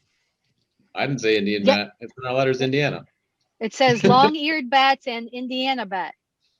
Now it's under down the bottom. 10, Yes. Yep, it says Indian bat. Second paragraph. All right. It says Indian bat. All right. My assistant's fired. Your spell checker is fired. Yeah, well, spell check doesn't catch that. Right. Yeah, and then when it switches between languages, it really gets you. All right. So we'll address those comments in our supplemental submission. Thank you, Chairman. Yep.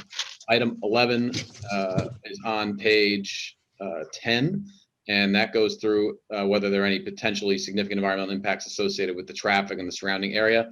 We do have Carlito Holt here. We have presented, again, significant, we have addressed the traffic plan and all of our deliverables previously during the seeker review. But again, our traffic consultant confirmed there would not be any significant increase or impact to traffic in the area. But Carlito, do you want to try and give a little layout here just for the benefit of the board and the public related to those questions just about the traffic? Yeah, so we performed a traffic study which went through a couple of iterations of revisions based upon both planning board comments as well as town consultant comments. And we determined that other than minor traffic signal timing modifications, there were no other additional improvements warranted due to the anticipated increase in traffic. We did look at left turn lane warrants at the site driveway to provide left turn lanes along Titusville Road. And the left turn lane warrants are met at those locations. However, since Titusville Road is a county jurisdiction roadway, it would be at the discretion of the county whether to approve the installation of the left turn lanes. The applicant is fully committed to putting them in, and we preliminarily approached the county and they seem generally in favor of having the turn lanes put in.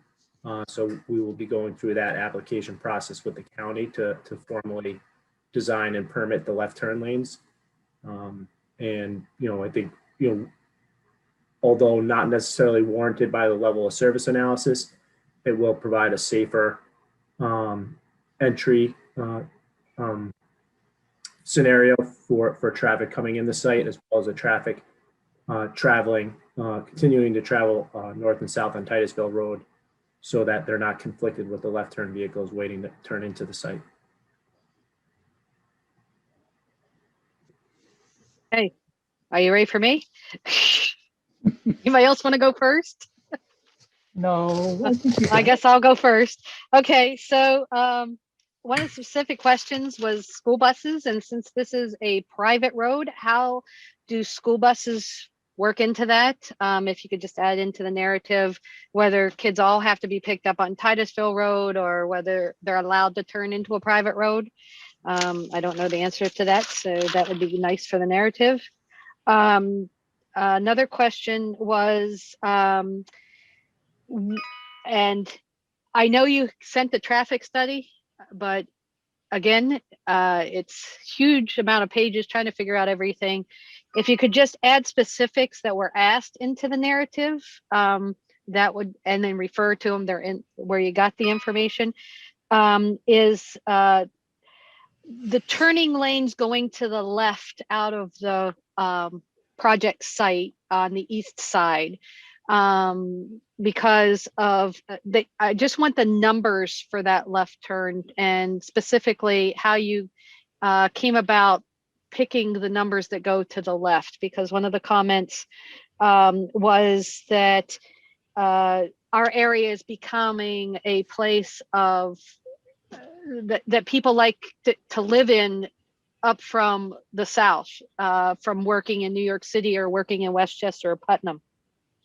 So a lot of the newer people moving into town might have jobs in that section, which would be your left-hand turn. So so how did you come up with that left-hand turn? Or did you say, well, some people are going to go to the right and then go down Knoxon Road because it's a less windy road? So I just went a little bit in the narrative of why the numbers, the turning numbers for your peak hours were picked. I know that there's a book and how that's done, but it's nice to have it in the narrative for for the rest of the members who don't know. And see, we're doing traffic. So the other thing was trucks.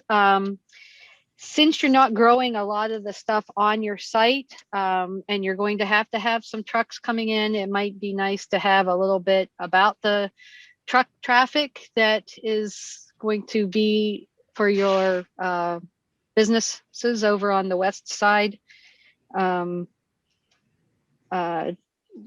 If that can just be added to the narrative, when you expect them, and are you going to limit their hours of when they come in for deliveries, like in the morning, or so that it's not during your peak time when people are there, that kind of thing. Let's see.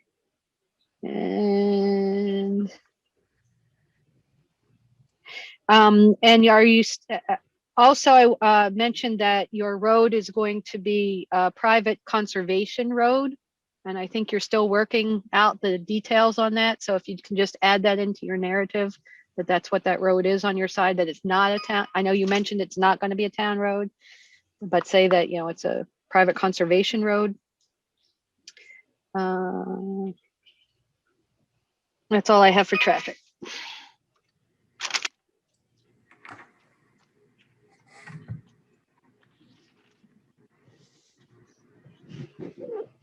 Anybody else have anything for traffic? Nope. Taylor, you're still muted. Oh, wait. So the tunnel was mentioned in this one too, wasn't it? Was the tunnel part of traffic? Or is that mentioned somewhere else? I think it's somewhere else. Okay. Or it's not at all. It should be in here because it was a public comment. Oh, I see So that. I don't know. I apologize. Yes, it's incorporated into our item 11 response on page 11.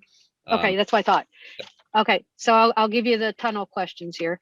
So these are all public comment. Who is to maintain the tunnel? Who will, so is it going to be the county because it's a county road? Is it going to be your HOA? Or I don't know what that says. And who's going to be policing it for safety of the residents going under a tunnel in the dark at night, or going in the tunnel at any time when you think a lot of people don't like to enter tunnels because they're not safe, because they can be easily blocked on one end. So think about safety and how that's going to happen, and who's going to police it. Make sure that it is maintained to a standard where people will want to walk through it. So just if you can add that to the narrative. Absolutely. All right, item 12, also on page 11, dealt with a deed question regarding deed restrictions. Somebody meant there was some deed restriction related to senior housing. That's inaccurate, and there is no deed restriction limiting to development for senior housing, and a copy of the deed was enclosed with the submission.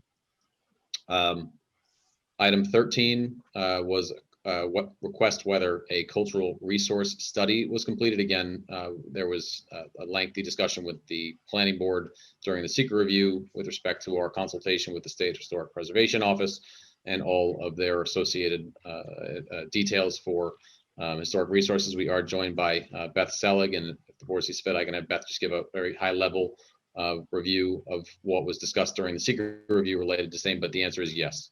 A cultural resource study was completed. In the summer of 2019 and 2020, we completed a archaeological survey of the entire area that's going to be disturbed by the proposed project, both on the east side and the west side of the road. And that survey revealed that there were no archaeological sites within the property. As part of the consultation process with the State Historic Preservation Office, the existing farm buildings and the Cornell farmhouse were entered into the historic record, and the State Historic Preservation Office has asked that if any project plans in the future will impact or address those buildings, that they be included as part of the consultation process with those. They did review the proposed plans for the farm on the west side of the road in relation to whether or not there were any impacts to those historic farm buildings, and they have determined that there are none based on the current project plans. Thank you, Beth. And that concludes our review of the comments that were there, and we have, as we have this evening, additional comments that we will incorporate, and we'll try and do so in line or indented line to try and keep them in alignment with what we discussed today. Yep. So as a review. Okay, so a couple more things. So with the historic, we had discussed way back when that you were saving all the buildings that you put on that registry. If you could just say that in here, that nothing's going to happen to them, that you're saving them, that would be great. That didn't really say that when I was reading it. Then let's see. Then I have a few things here that were not covered in your responses that I read in the public comments. So do you want those now, or does somebody else have something else with history?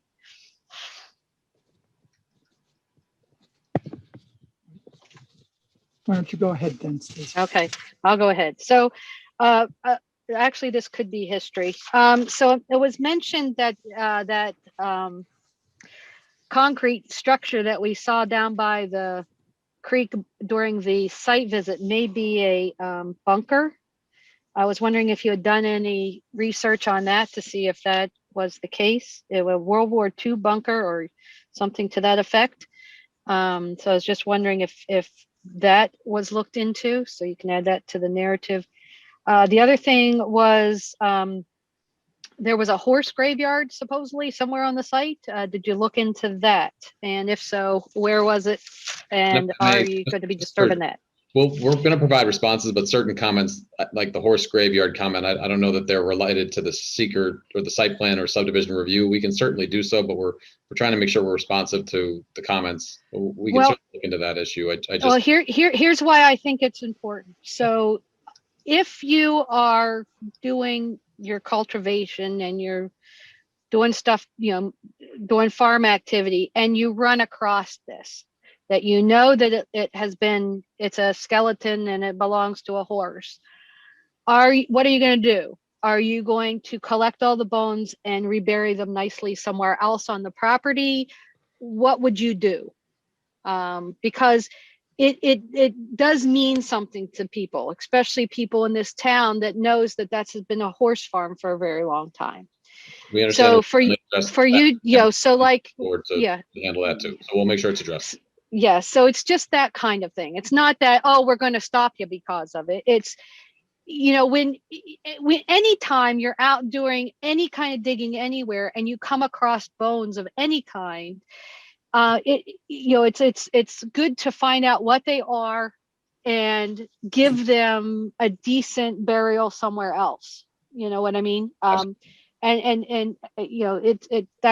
the only reason why I bring this up. Absolutely. And that should be in the narrative, that if anything happens, if you find them. And that's why we put together that cultural resources study, was to make sure that we had a lot of those details. We did incorporate, as you'll recall, Chairman had mentioned before, that there was, that there had been, I guess, military rehearsals or work on the site. So we incorporated that in the study as well. So we're trying to make sure that that's all in the applicant and property owner is actually loves the history and is working that all into, the operations. So we certainly understand, and I expect Leon will have a very helpful response to that, given his history of digging. Yes. And what But we'll go off with. yeah, but like you said, this document should be all inclusive because this was what the public wanted to know and wanted to hear. And so we're trying to get all those things from all those different places put into one place instead of saying, oh, go see exhibit C or oh, go see exhibit D. It's too hard for some of us to go take the time to look through a 100-page document to find the one line that you could have very easily put into the narrative.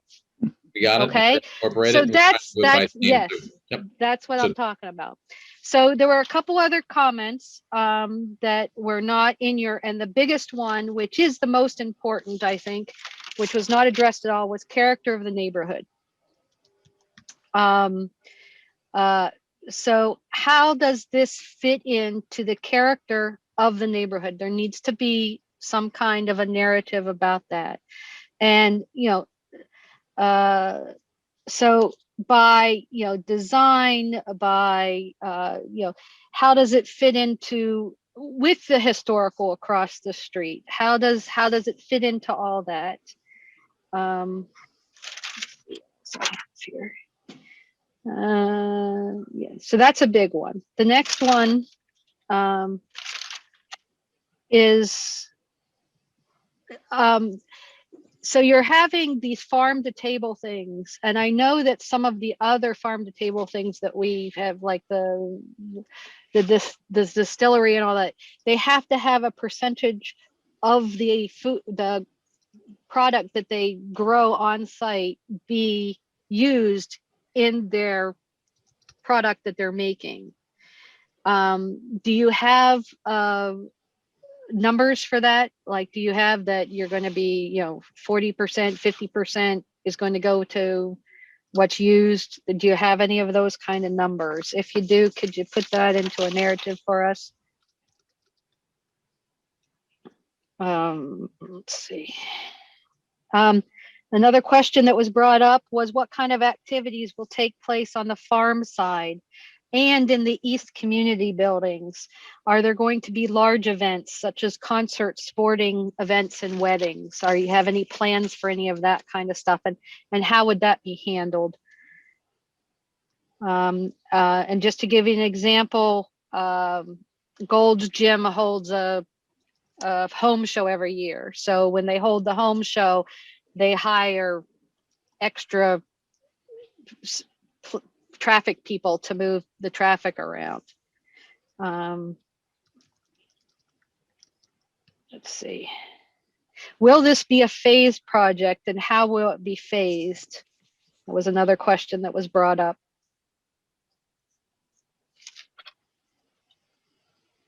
And what's the time frame of the phasing? The only thing that I would like to bring up, just to clarify on that, is it would be phased development, not phased construction. Right. Those details would be in our, we'll clarify. Yep. And then they wanted to know, one of the questions was, what about the tree buffer?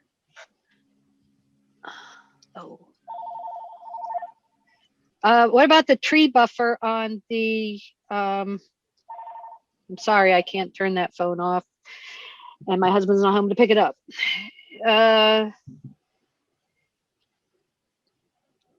So the tree buffer, so if you can pull up your project again on the east side, and you had a line of tree buffer you're adding at the end of the cul-de-sac on a tree plan. You had a tree plan. Where's your tree plan? Your landscaping plan.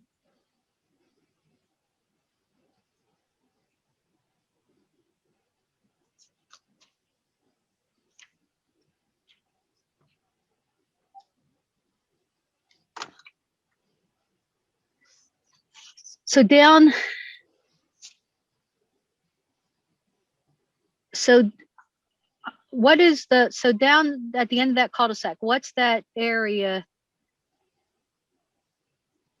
That, yeah, right. So what's that area just to the south of that cul-de-sac? What is, no, I see that's trees that you're putting in, but what's that?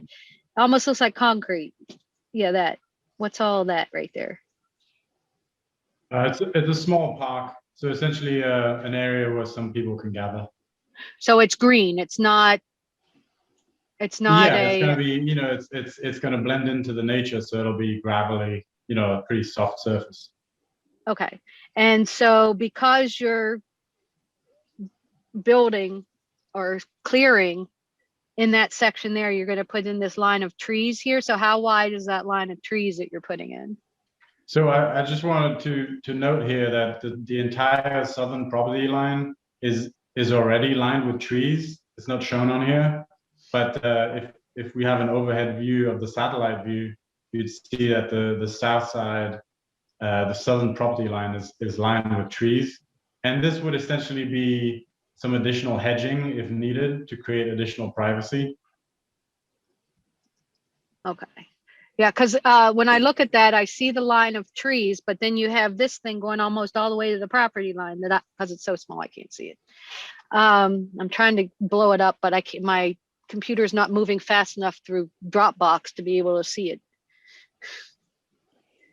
But it looks like it's going all the way to the property line. That's why I asked about that buffer there, because usually we have a nice buffer. Mike, can you just pull up the Google aerial if you, I mean, if that's sufficient while we're going through the comments that way? No, I've got that up Okay. in front of me. That doesn't mean anything. I want to, the park is what I was trying to see. Your walking trail, it looks like is right on the property line. Is that correct? So in that section, you're clearing all the way to the property line. We're not really clearing. I mean, this is currently an open space. We're keeping the clearing to an absolute minimum. So, I mean, part of the reasoning is the more trees we conserve, the more privacy there is for the neighbors, and the more privacy there is for our residents. So it's kind of a win-win. So we're not clearing anything there.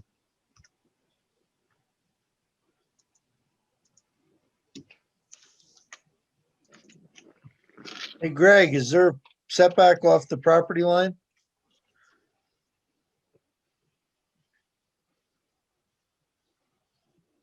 So I think to he's the building, muted. it's 150 feet. I think Greg is muted. He is muted. Okay. Trying to find which window to open to get to that point. There is, and I believe we had a comment related to that park area there. Mike, can you bring up the aerial? Eric is going to help us with this conversation. You'll see the clearing existing. We did look at it when we did our site walk, just to get a sense, because we came around the turn on the pond and we sort of finished the site walk there as we were, you know, I guess somewhere in, my geography is not going to be very good, but I'm just going to call it Georgia. But in that area, just to show the clearing, go ahead, Greg. I apologize. I just want to bring it up because it shows the existing line of trees there, and this whole area as already cleared as part of the old farm operations. And that's Louisiana. Sure. Greg? Georgia's more on the coast. Yes. In your comment from April 30th of 2020, page 2, number 8, you refer to Town Code section 240-32, and I know that the team has this. Yes. That recreational amenities have to be set back 150 feet from property line. So I think the discussion was about whether this is passive recreation, and they're just delineating the activities in such a way that they, you know, to demonstrate what they will be and where they are. But that looks like a soccer field. Is that a soccer field? Right. From our comment, it seems to me that while there might not have been changes to the architectural rendering, I thought then that there were some changes to the engineering plan that addressed that setback. But again, some of those comments had not been addressed. But there is a section of the town code which would limit the establishment of a park within setback of the property. So For recreation. yeah. So the plan that I'm looking at is the open space plan, and there's no park on the open space plan. And that's why I was trying to, I can see it on your plan, but I can't see it on any of the plans that I have that the planning board has received. That all the plans that we have shows no park. And that's why I'm scrolling through all of them, and every single one I see no park. That's why I'm asking the question, because only can I see it on the plan you have up, which is teeny, teeny, tiny. And that it looks like it's going all the way to the property line on everything. There's not 150 feet or 200 or whatever it has to be. We'll have it reconciled. We'll make sure it's addressed in the comments for sure. Yep. And we've noted we will be submitting a formal set of site plans for Mr. Bollner's review, of course, and the board's review. Comment? There is no public comment tonight, sir. I'm sorry.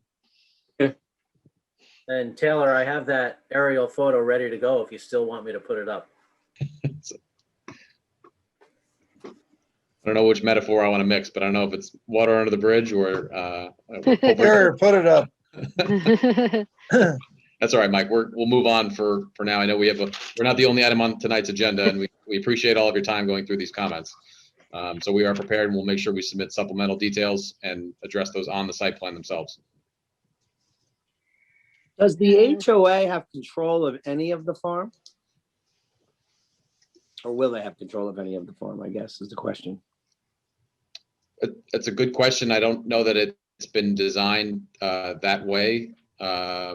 It would sort of be a separate operation if there was some sort of like community sourced agriculture versus an HOA operation, but that's a good question. We can address it. Thank you. Just to clarify, I'm sorry, Mr. Chairman. Just to clarify, was that question, will they, as far as do they have like a stake in the crops that are grown, or what's the nature of the? No, I didn't really mean that, but in other words, like even for like a maintenance garage issue, like did I have any access to the farm side, or are they completely out? You guys are just separate? Because obviously when the developer's done, he's going to own the farm and he's going to have nothing to do with the residential part once the HOA takes over. And then do they have access? And you got all these dirt roads and pathways. They're going to need a place to put the dump truck or salt pile or garage for lawnmowers, whatever. You know what I'm saying? Yep. And I know you have a lot of property there. So if they had access to maybe something on the farm or eventual ownership of an old barn or something, at least a good place question to keep commercial stuff out of the community, right? Thanks. Yeah, thanks for the clarification. Yep. All right, thanks. Right, so the only thing I was going to do was wanted to restate for the benefit of the public that's listening in, if there is any questions or concerns that you have. Obviously, this is not the venue for asking and receiving any answers. Contact the planning department and we can try to pass on whatever it is that you're asking and see if we can get you an answer. All right. So I would anticipate that we may have some additional input from Wanda over the next month, and we may have some additional comments. Are you interested in coming back next in March, Taylor? Do you want to? Yes, Chairman, if the board sees fit, we would like that so we can address specifically, if anything more, the drainage in particular, and we will again work to put this all together for next week as far as our supplemental submission. So there's time to review those comments, again, consistent with our comments tonight, but elaborating them in writing so that they're there. And then we can also address that if Wanda will be available for that meeting or has other comments, we're there. And we'll also, of course, as I mentioned, address Mr. Bollner's comments and hopefully work towards preliminary subdivision. Of course, there are multiple parts to this project, so a lot of these things become site plan considerations and details, and we know it's being considered all together. So we know we're working in concert. So we're hopeful we can work towards consideration of preliminary subdivision approval, and of course, we'll continue to flesh out these important details. And Mike, can you stop sharing while we're discussing? Lisa likes to see faces. Yep. I just withdrew your co-host privileges, Mike. Oh, so I can kick people out if I want? They kick me out first. All right. Well, thank you all for your time, extensive time this evening. We look forward to continuing to work with you all and addressing these comments, and of course, the public. And again, we're eager to respond to these items and want to make sure this is a project that, again, the neighbors and the town is excited for, and welcoming everyone to as we move ahead. All right. Thank you very much. We'll see you next Stay time. Thanks. You too. Thank you. So we are now going to move on to the HG Page amended site plan and special use permit. This is the proposed project that we saw last month, I guess. Proposed project located at 360 to 364 Manchester Road, containing 2.79 acres in the C1 zoning district. And I believe we're back with some updates. Good evening. This is Ken Casamento from LRC. Actually, just to be clear, I believe this is the MGH, the Manchester Gateway Hamlet. I was going to bring that up. Yes. Thank you for saying that. No problem. No problem. Ken Casamento from LRC, the design engineer for the project. Kelly Leibolt, who you've seen before, actually is just getting done with another engagement, so she's jumping on as well any minute. But yes, we received some of your comments. We did receive some of the most recent comments as well from Greg Bolner, and we've incorporated them into some plans. If it's all right, I can share my screen.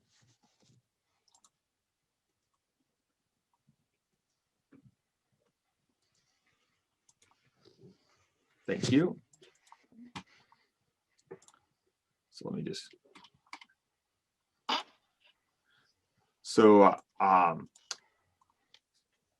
as you know, it's the existing lumberyard. We have the building in the middle has been removed, is long gone now, and the proposed project is basically not adding any new buildings or anything like that.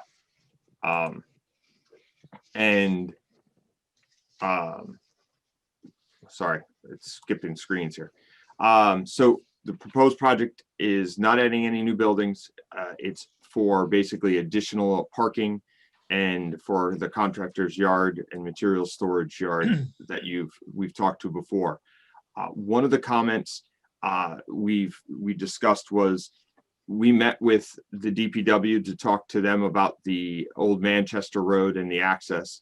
And as an outgrowth of that, we've added curbs along the Manchester Road side to delineate the parking and entryways and remove some of the asphalt that was in there already. So there's a reduction in asphalt overall for this project to what is there now.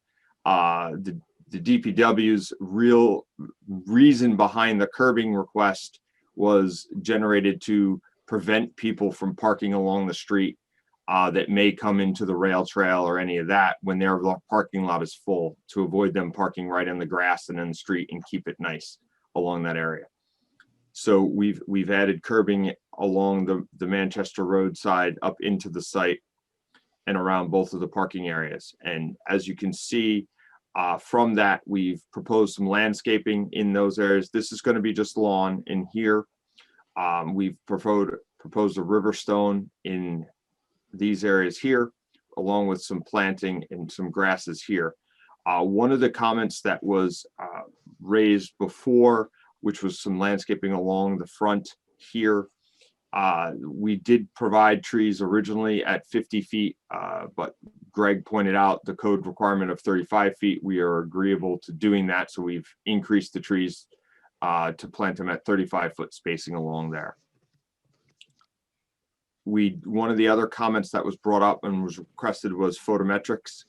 We did do a photometric plan for the 2 proposed lights that are proposed on the site. They're an LED galleon light, as you can see here, pole mounted at 16 feet. There's no real impact. There's 0 out by the road, 0.1, I believe, at the property line. So we meet all the requirements there, but we'll be providing that as well as part of the next submission. One of the other items was there's 2 different fences. The more decorative fence along the main highway and the chain link fence along the Manchester side. And that is delineated on the plans as well. We provided both the site plan application originally and the statement of use application in the previous submissions. We've got comments back from the most recent submission, which we do have a couple requests for waivers. When you look at the comment number 9 from Clark Patterson Lee relative to the required parking request, we're requesting a waiver because there is no significant new employees resulting from these proposed improvements. This is essentially an existing non-conforming lot or conforming lot. We're actually creating a much better parking situation than what was there before. So we're positive in that direction. Per the other section. Greg Bowler, I'd just like to jump in on that. Sure. One. I totally agree with the applicant's engineer with relation to those statements. It's just I felt that it should be something that should be documented as a waiver by the planning board and not just ignored. Appreciate that, Greg, for the input. The second component of that waiver was the landscape requirement. Again, we're requesting a waiver of continuation of an existing legal nonconformity, which is being improved because we are, again, reducing some asphalt and adding more green space in there than what is there now as an overall plan. So that's really the short version. What we're really looking to at this point is to set the public hearing. Based on our comments today, we'll provide any responses right back to the offices tomorrow so that they can circulate for the 239M, and hopefully we can get back county comments before the next meeting. I know there's an odd number of days between the 2 meetings, this just by the way it falls. So hopefully we can get those comments back so we can maybe potentially move further on in our planning process. I spoke with Brad Barkley of County Planning, and he's anticipating the submittal and does not think it should be a problem. Thank you, Jennifer. Chairman, can I ask a few questions? Yes, please do. First of all, the waiver for the parking. Where do your employees park now? Are they out front or are they in the back or on the side? They're on the side now, and the majority of them are in. I could pull back up the screen if you want, or Kelly, if you want to speak to that, because I know you just jumped in too. So I did. I apologize for getting on late. Thank you. The employees do park on the side, and some of them do park across the street. So they're split between the 2 locations. The parking spaces on the front are reserved for the customers. So the across the street, meaning in your area where you have access to the rail trail? No, across the street where the lumber yard is. In the lumber yard. Okay. Okay. And referring to the waiver that for the landscaping, we had discussed at one of our prior meetings that I don't know which plan it was. I guess I can't tell what the numbers. It's number 7 of the plan, page number 7 of all the plans that were sent to us. So it says lawn, and it's next to the retail building, and then lawn along the parking lot along Old Manchester Road. It does not say lawn over here by where this maiden grass is. Is that going to also be lawn? Ken, do you want to put the, I don't know if it was, okay, there we go. Yeah, it is that one. So it says lawn, but does not say lawn there. Is that going to be lawn? There'll be lawn out here, yes, in the Okay. actual roadway, correct. Okay, and what about the next one over, right there in that corner of the building? That one, This is that going to section be here, lawn? yes. Yes, it will. Okay, so those need to be marked lawn. Yep. So explain how, so you're not lawning where it says Riverstone, but it says in your narrative somewhere that you're using Riverstone as a biofilter for drainage or something to that effect. Is that what you said? What we're doing is that area was not curbed, and so the drainage is able to flow into that Riverstone area. I think that's what we're referring to. Right, Okay. especially in these areas in here. So essentially the existing drainage patterns kind of go in here. We're not changing. One of the things that we've changed, if I go back one here, you can see the catch basin that's here. These kind of drain into these areas. So any of the So you're having sheet flow go into the rocks? correct. Okay. So this is a Greg question then. Back to the trees. You got trees along 55. Do they need trees along Manchester Road? Greg, you're muted. Find the screen. Actually, probably a good point. Technically, I mean, one of the things that to have some trees along Manchester Road probably also address the comment that this what is it, 1 tree for every 6 parking spaces. And I wasn't trying to imply that I was recommending 1 tree for every existing 6 parking spaces. I was mainly looking at the newly created parking spaces and to have some trees placed there. But again, as you note, that was probably something that 35-foot spacing of trees would apply to that that area as well. It's a little different because Old Manchester Road is less visible, but it is that is a good point. My only concern there would be is the way the property line in the area there is. We would put, to put them in there would be a real tight spot between that and the road. Ideally, we'd want to put them in the middle of that island, which would put them out into the county property. So we would have to talk to DPW about that. So you do say you're having 1 river birch, right? And it says Riverstone with 1 river birch, whatever that is. Yes. I've never heard of a river birch. Sorry, it's a river birch. It's a river birch tree. It's a type of birch tree. Okay, so I know white birch and black birch. I didn't know there was river birch. Yep. It comes from our landscape architect. We've used it on a couple other projects. So there was 1 proposed in here. Yes. Stacy, you can stop by my house. I have a couple of them. Oh, good. I'll come see you. Yep. And the other place you could put one that would not be a burden would be on that corner of that building where you're having a lawn that we discussed earlier. Down. No, that over one. here. That one, yeah. Okay. I'm just thinking because that will help break up a little bit of the building. You've already got what besides maiden grass is going inside the stone where the circles are, stone and circles.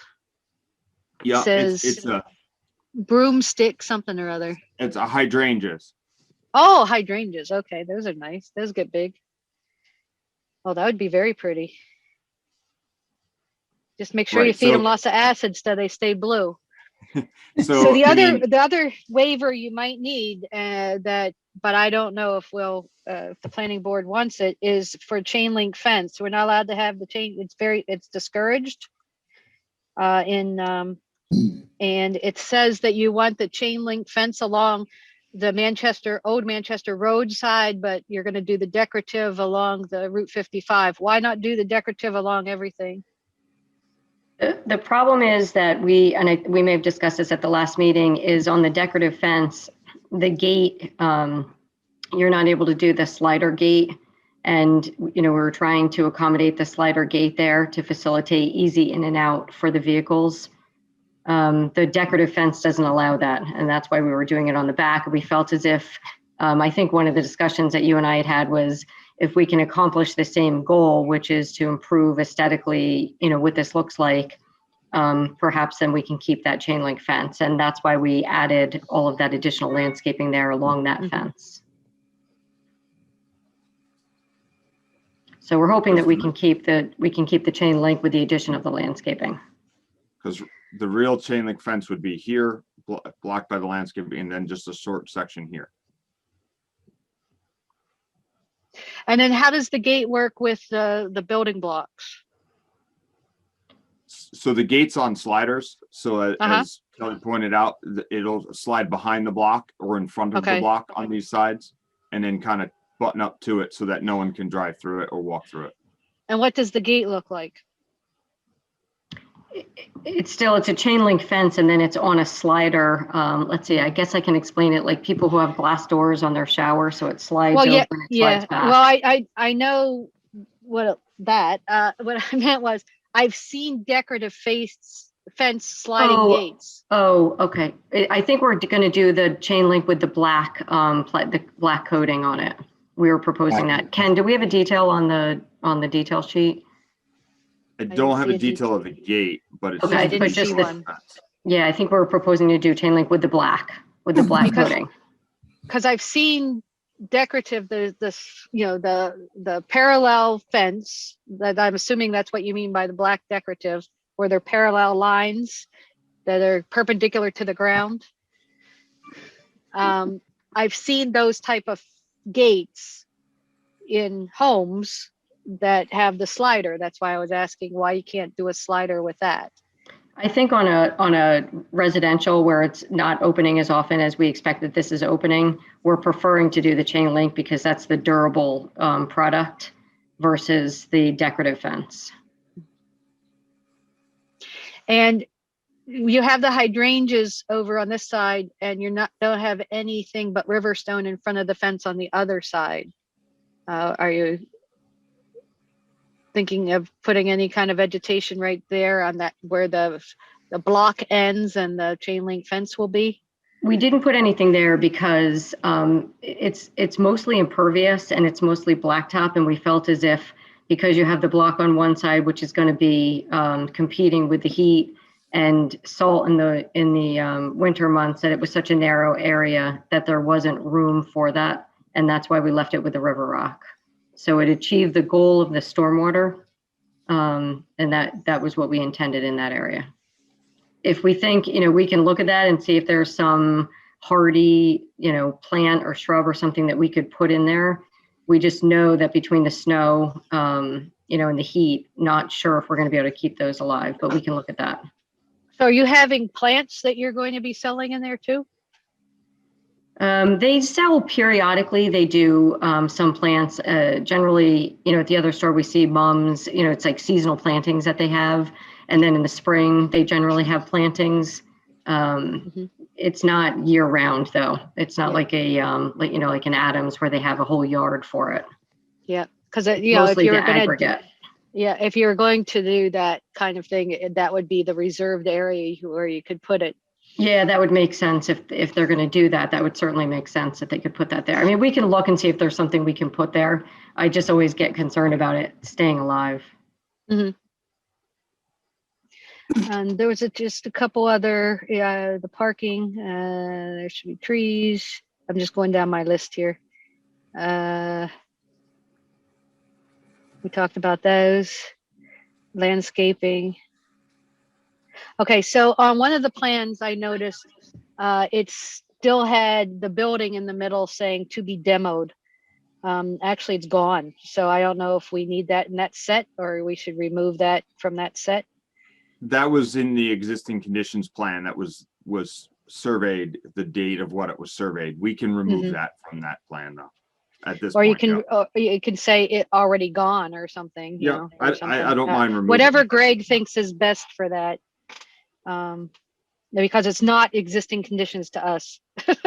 I think there was a permit granted to allow that to be demolished prior to this. I think it'd just be a note on the plans that says demolished and a date. Yeah. Just so that it's acknowledged that it was done. It was done prior with appropriately. Okay. Yeah. With it's already been done with permit, basically. Yeah.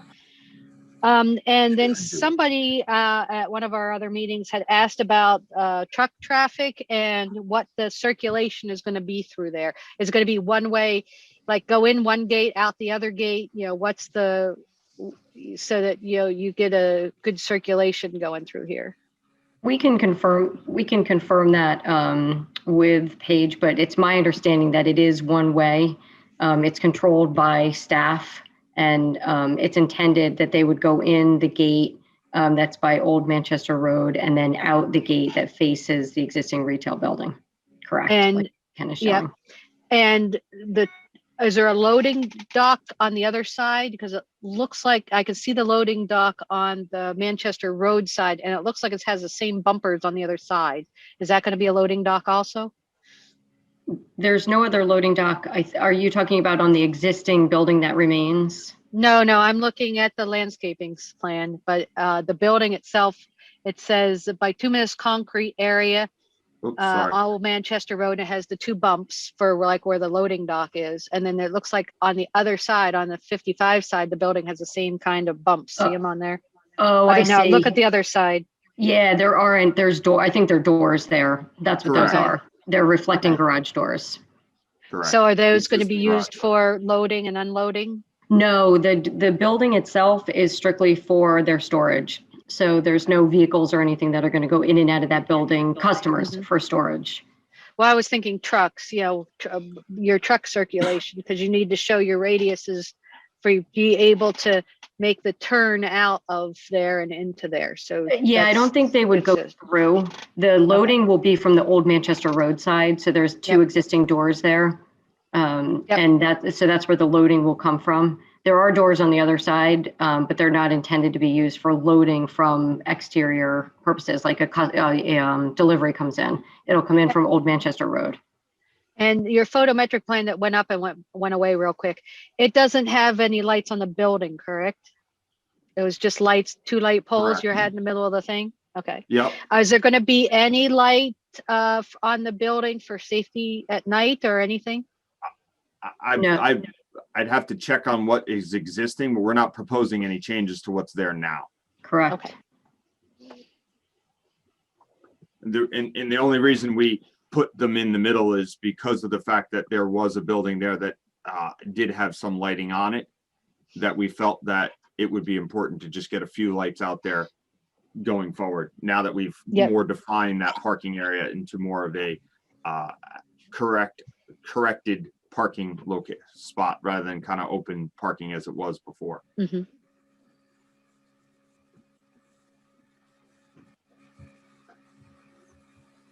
Those were all my questions.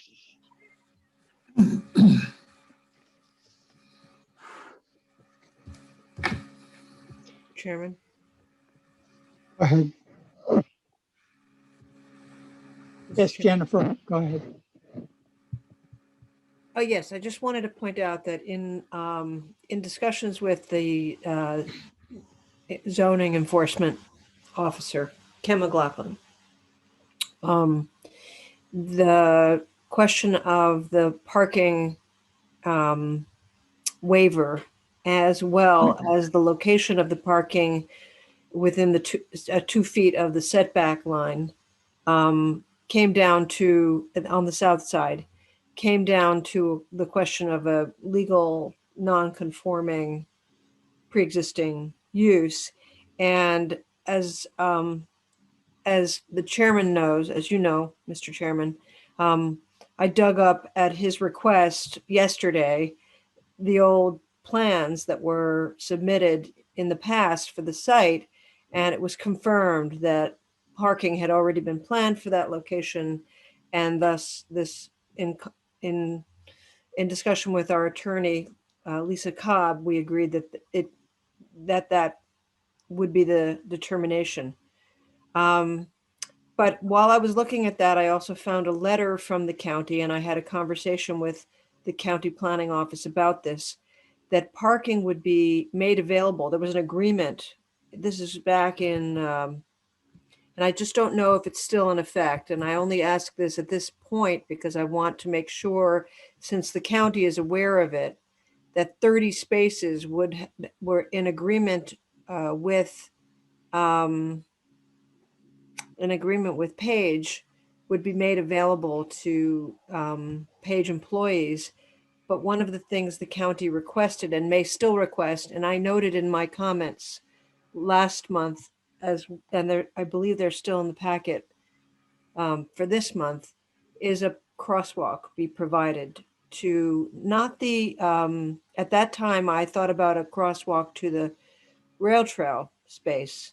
But there was a request by the county that shared parking with Page be, in fact, also accommodated by a crosswalk to the county parking lot, as well as appropriate signage along Route 49 to control traffic in those locations.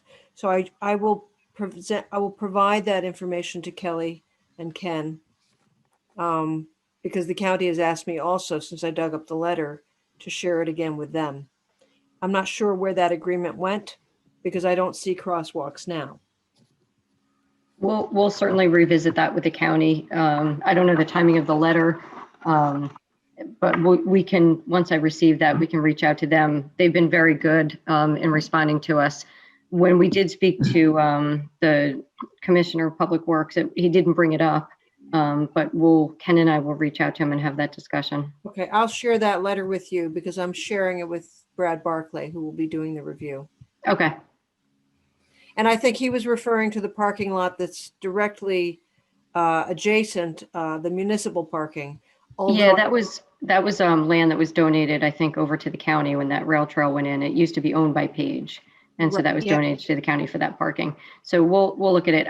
I'm not a tremendous fan, I'll leave it to the board and certainly to the county. I'm not a tremendous fan of putting a crosswalk there because there isn't a lot of control.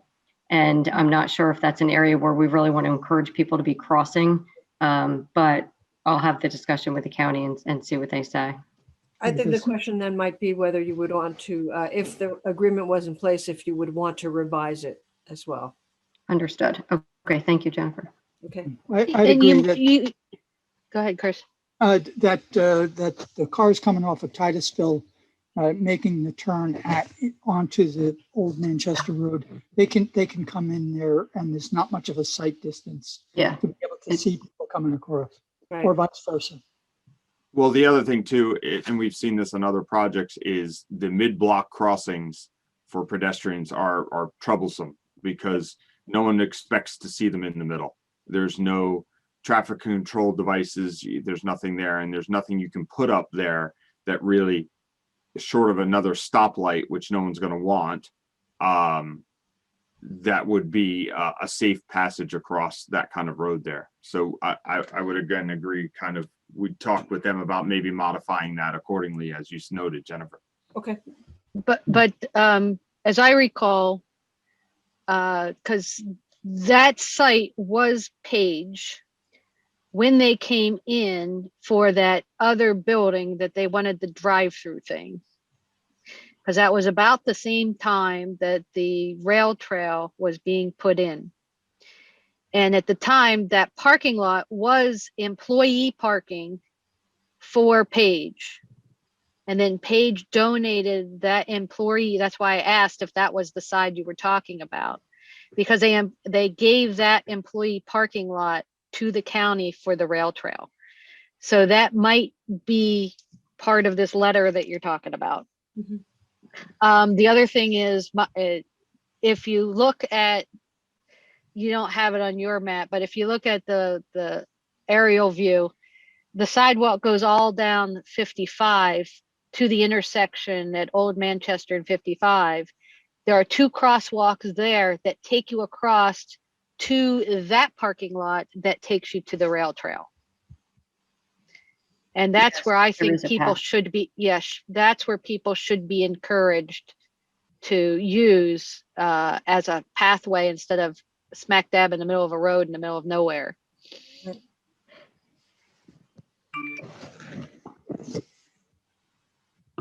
Are you referring to where the rail trail actually does cross the road? No. No. The rail down by where Patrick Lane comes in, Old Manchester Road and 55 all come in at that traffic light. Right. There are crosswalks across all those intersections. The one going to Hudson River Housing, the one going across the road to get to everything on this side of the road, Okay. and the one coming from Page to get to everything on this side of the road. And that makes sense that the sidewalk would continue down the south side of Old Manchester Road to go anywhere. Mhm. And that's how all the people on the bikes and everything else get to that rail trail, is through that. Only the people that park and stuff park over there to get to the rail trail via the Old Manchester Road one.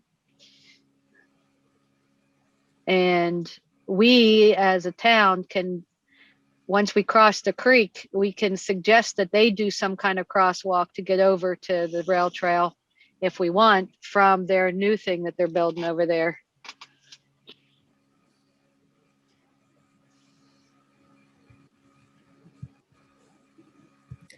Yes. But I would like to go ahead and I think if you said you're going to get most of these changes fixed, like the law and the other little minor things fixed and in, so that we could set the public hearing. Yes, they'll be submitted tomorrow. I'll make a motion to set the public hearing for March 25th. I'll second. Mark? Mark seconds. All in favor? Aye. Aye. Aye. Anyone opposed? All right, so carried. So the public hearing. Now we also have the 239M county referral. Does that require a resolution? No, I mean, the board technically can just ask the secretary to circulate for 239M. It doesn't require a motion or anything like that. All right, thank you. Eileen, please make it so. Yep. And I would like to defer the waivers till after the public hearing. I would agree with that.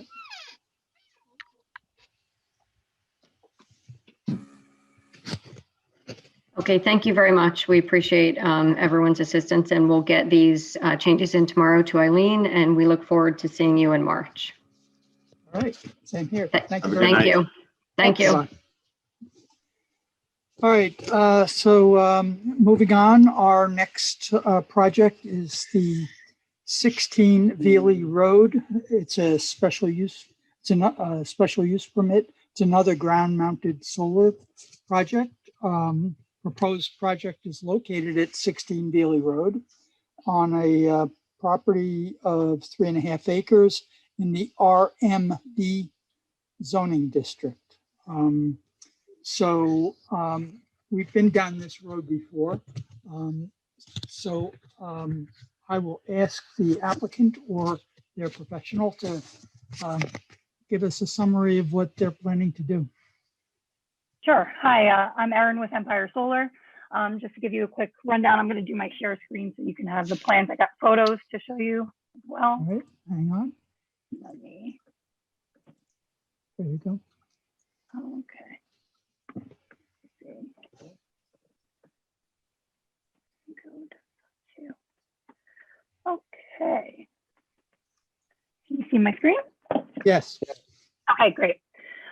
Okay, so we are looking to install, I'll put the plans up just so you can see the main plan set here.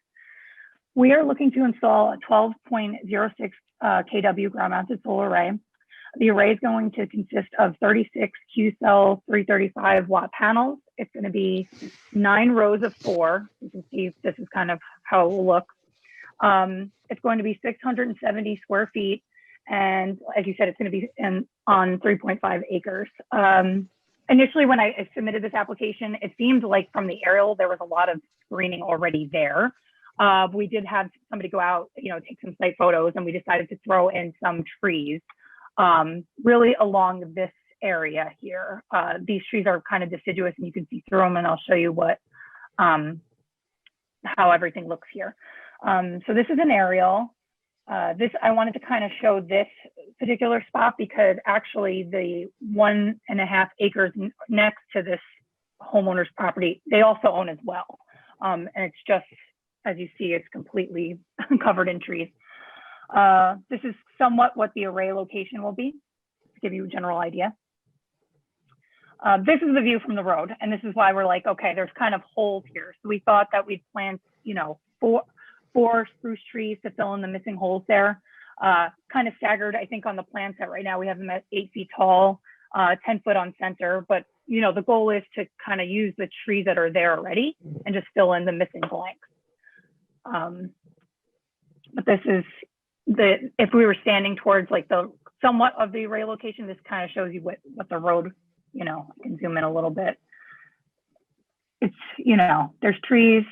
It's, I can't really, I'm not sure. It doesn't, to me, look like it's going to stick out. This was, a view from the northwest of the property. We took this picture when it was nicer before the snow. Of course. This is a western view of the property.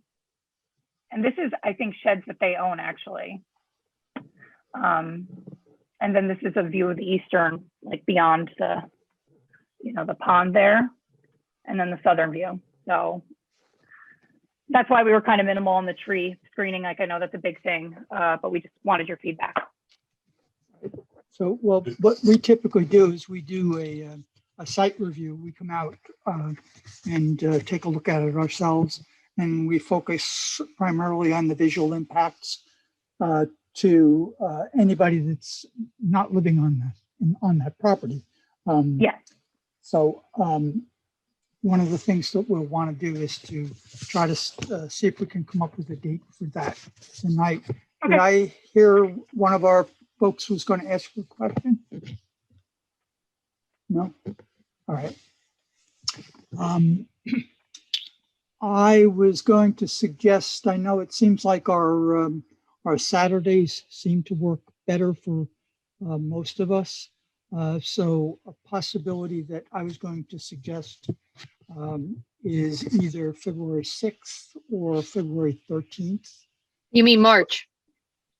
Yes, you're right. March 6th or March 13th for the site visit. I'm hoping to have a goodly number of our planning board folks. Can you folks check your calendar now and let me know what you think? The 6th is fine with me, Mr. Chairman. Mark. I can't do the 6th. I can do the 13th. You can do the 13th? Okay. 13 is fine with me. I can do the 13th as well. Okay. Sounds like 13 is a lucky number. Okay. All right. So so that would be our preference.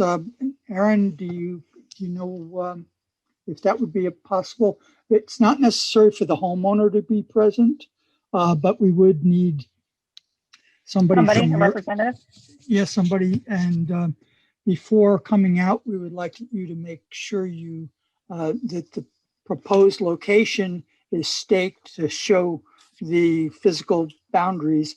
And then what we like to see is some poles that show the low end to the high end, and potentially if you can put a balloon or something on the top of the, or a flag or tall something. one, or a flag, that will help us because we're going to walk around out on the road and then walk around to the neighbors' boundary lines to see what it looks like. Okay. Do you suggest that we put like stakes or anything where we were thinking the trees could go? Or no. You kind of get it? No. Okay. No, I think that's one of the things that we're going to be looking at and say, and making our own suggestions about that, frankly. Okay. My other question would be, is there, like, do you have to do the site visit and, you know, we have comments and then do the public hearing, or we can go to, you know, we can set the public hearing for next time and we can make any changes and get approval based on what our feedback is? No, we typically we go right ahead and we'll set the public hearing unless I have to ask the planning board. Is there any reason why any of us here on the planning board would think that we can't do a public hearing in March? No, and I moved to set the public hearing in March. I second. All right. All in Mary. favor? Perfect. Aye. Mr. Aye. Chairman, what time are we going to meet on the 13th? How does 10 o'clock sound? Okay. If that is a problem, Aaron, if you would let us know, maybe we could have as a backup time, either 10 o'clock or 1 o'clock in the afternoon. Okay, that works. I'm sure 10 is fine, but right. sounds good to us. All right. That sounds good. Now, we'll need to set escrow on this one, I believe. I believe that we typically do an escrow of $250. Is that correct, Eileen? She says yes. Yes. Thank you. All right. So that sounds good. If you can get that check, then we can pass the paperwork on to the people that have to receive it. Okay. And also contact Eileen about what you have to do for the public hearing. All right. will There's do. some advertising and some other paperwork. that Erin, we'll I ask you can to do fill out. I can do all that electronically with you. Okay, sounds good. Put the check in the mail and I'll send everything to you electronically. Perfect. Right. Sounds good. All right. Thank you very much. No problem. Have a good night. Thanks, you too. Bye. So the last item on our agenda is the Rolling Meadows subdivision. They received a reapproval of the final subdivision approval in September of 2020, and it's due to expire on March 21st, which is before our next planning board meeting. So they are seeking their first 90-day extension effective March 21st. And that extension would be due to expire in June 21st of this year. Is there any discussion that we think that we need to have on this? I have a question, Mr. Chairman. How many approvals have they had so far total? Do you know? I believe that this is their first reapproval. I think No. This is probably 10, their 20. 11th. This 11? is probably their 11th. Where This did is I their read 11th. first? Their first 90-day extension, it says there. From this year. So it's the Got it. extension. So Oh, reapprovals, they've had 11, but Right. this is their first 90-day extension. So this is a bit of a pet peeve of mine, as I've shared in the past, about land banking like this for years. I mean, we've now gone through an economy. I understand the bad economies. We've now gone through an economy that has been very good for contractors, builders, construction, residential. Should we call them in at this point to see what their plans are and what they're thinking about? Why this subdivision hasn't been worked on?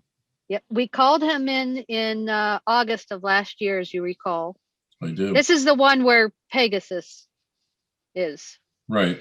This is the one where they were discussing with the state whether they needed to when they needed to put the traffic light in. Correct, but they were going to start, Stacy, through Saxony and then do their first phase. They were all set and ready to go. And if you remember, they were going to do 10 homes. I don't know. I just wanted to know what was going on, why this has not gone anywhere or is not going anywhere. So yeah, that's a good question. Just my thoughts. I mean, nobody has to agree with me. I'm just. No, yeah, because that's what he did say, that they were preparing the plans for to start their first phase. Hey, Correct. Greg, are you still on here? I was You should- curious. I was curious if they're putting the 1,000 feet of water main in.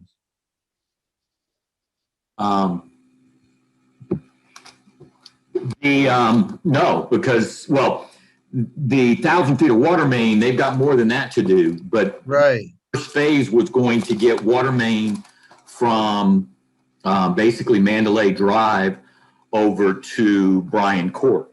So what Right, happened with that? Right, Greg, they were supposed to put the pump station in on the corner of Bryan and Michaels, if you remember. The pump, the town put a pump station in on Mandalay. Right, but there was supposed to be one on Bryan as well, if you recall, to run back by Reddles through the. The pump station would actually be at the tank site. Okay. Timothy Drive, to push water the other direction. So water being pushed towards Toward Pegasus. would come from the pump station by Timothy Drive. Okay, but like I'm saying, There being a pump station on Bryan Court, but last I remember, I thought they said there was gonna be one on Bryan, but okay. But So- you know, I Stacy, I just thought it would be interesting. it's a good point, because I thought they were starting to move forward as well, and am kind of surprised that nothing's happened. One thing the board can do is grant this extension, since there won't be another planning board meeting prior to the current expiration of the extension, and then require the applicant to appear prior to granting any additional extensions. So, and we can certainly let them know, if that's what the board wants, that this approval is granted, but no further appearances, no further extensions will be granted without an appearance before the planning board to update them on progress or status. So then but Lisa, do we have to grant it for 90 days, or can we grant it for 30 days and have them come in on March 25th? How does that work? I'd have to look at the code as to, I don't know offhand whether you have to do 30-day extensions. No, 90, they're asking for 90. Actually, I don't quote the code, but reapprovals last for 6 months. And then they are entitled to 90-day extensions for a total year of reapproval for a year. So they actually are entitled, after their 6 month of reapproval is up, to get 2 90-day extensions for a total of a whole year. I think the code specifically talks about them being 90-day extensions. Mm-hmm. So without, pulling the code section right now, I would think that you would do a 90-day and give them, they may need a little bit more time to come in and advise. They may want to get some more ducks in a row before they come in and talk to the board anyway. Well, I'd rather that we give them a 90-day extension and get them and allow them to get it right, rather than try to drag them in prematurely and maybe unnecessarily. So my inclination would be to recommend that we do, as Lisa said, and approve this first 90-day, and then ask them to come in to, if they need any further extensions, to tell us why. Is this the same project where the gentleman comes in and passes out all these different graphics about the economics and what the real estate and how Orange County is better? Yeah. That's Okay. that guy. Yeah, Dan Guerin, that's Dan Guerin. Dan Guerin That's and Yolanda Jensen. Yolanda, yeah. Yeah. Well, when we discussed this with him, he wanted us to give him the phasing, and then I remember he agreed to put in all that water main, and nothing's happened. Right. This Pegasus thing has been around for a long time. Yes. So they would need to appear at the May meeting, no later than the May meeting, if they were going to need any further extensions. Correct. So Sounds good. does somebody want to make that motion? Motion to give him a 90-day extension. Second. Randy and Dennis. And Yeah, all I'd in rather- favor? Aye. Aye. I'd rather do it this way rather than give any wiggle room as far as any type of challenges further down the road. Yeah. All right. Okay. All right. Well, I'm glad that Lisa called that motion on my behalf. Thank you very much, Lisa. I was ready to do it though. Okay. I make a motion to adjourn at 9:49. Second. I'll second Mary that. seconds. Mark. Too late at beach mark. And okay. Anyone against that? No. No. All right. So I've thank you got to very go back much, to mow the everybody. lawn on the front of the town Is hall. there- So yeah.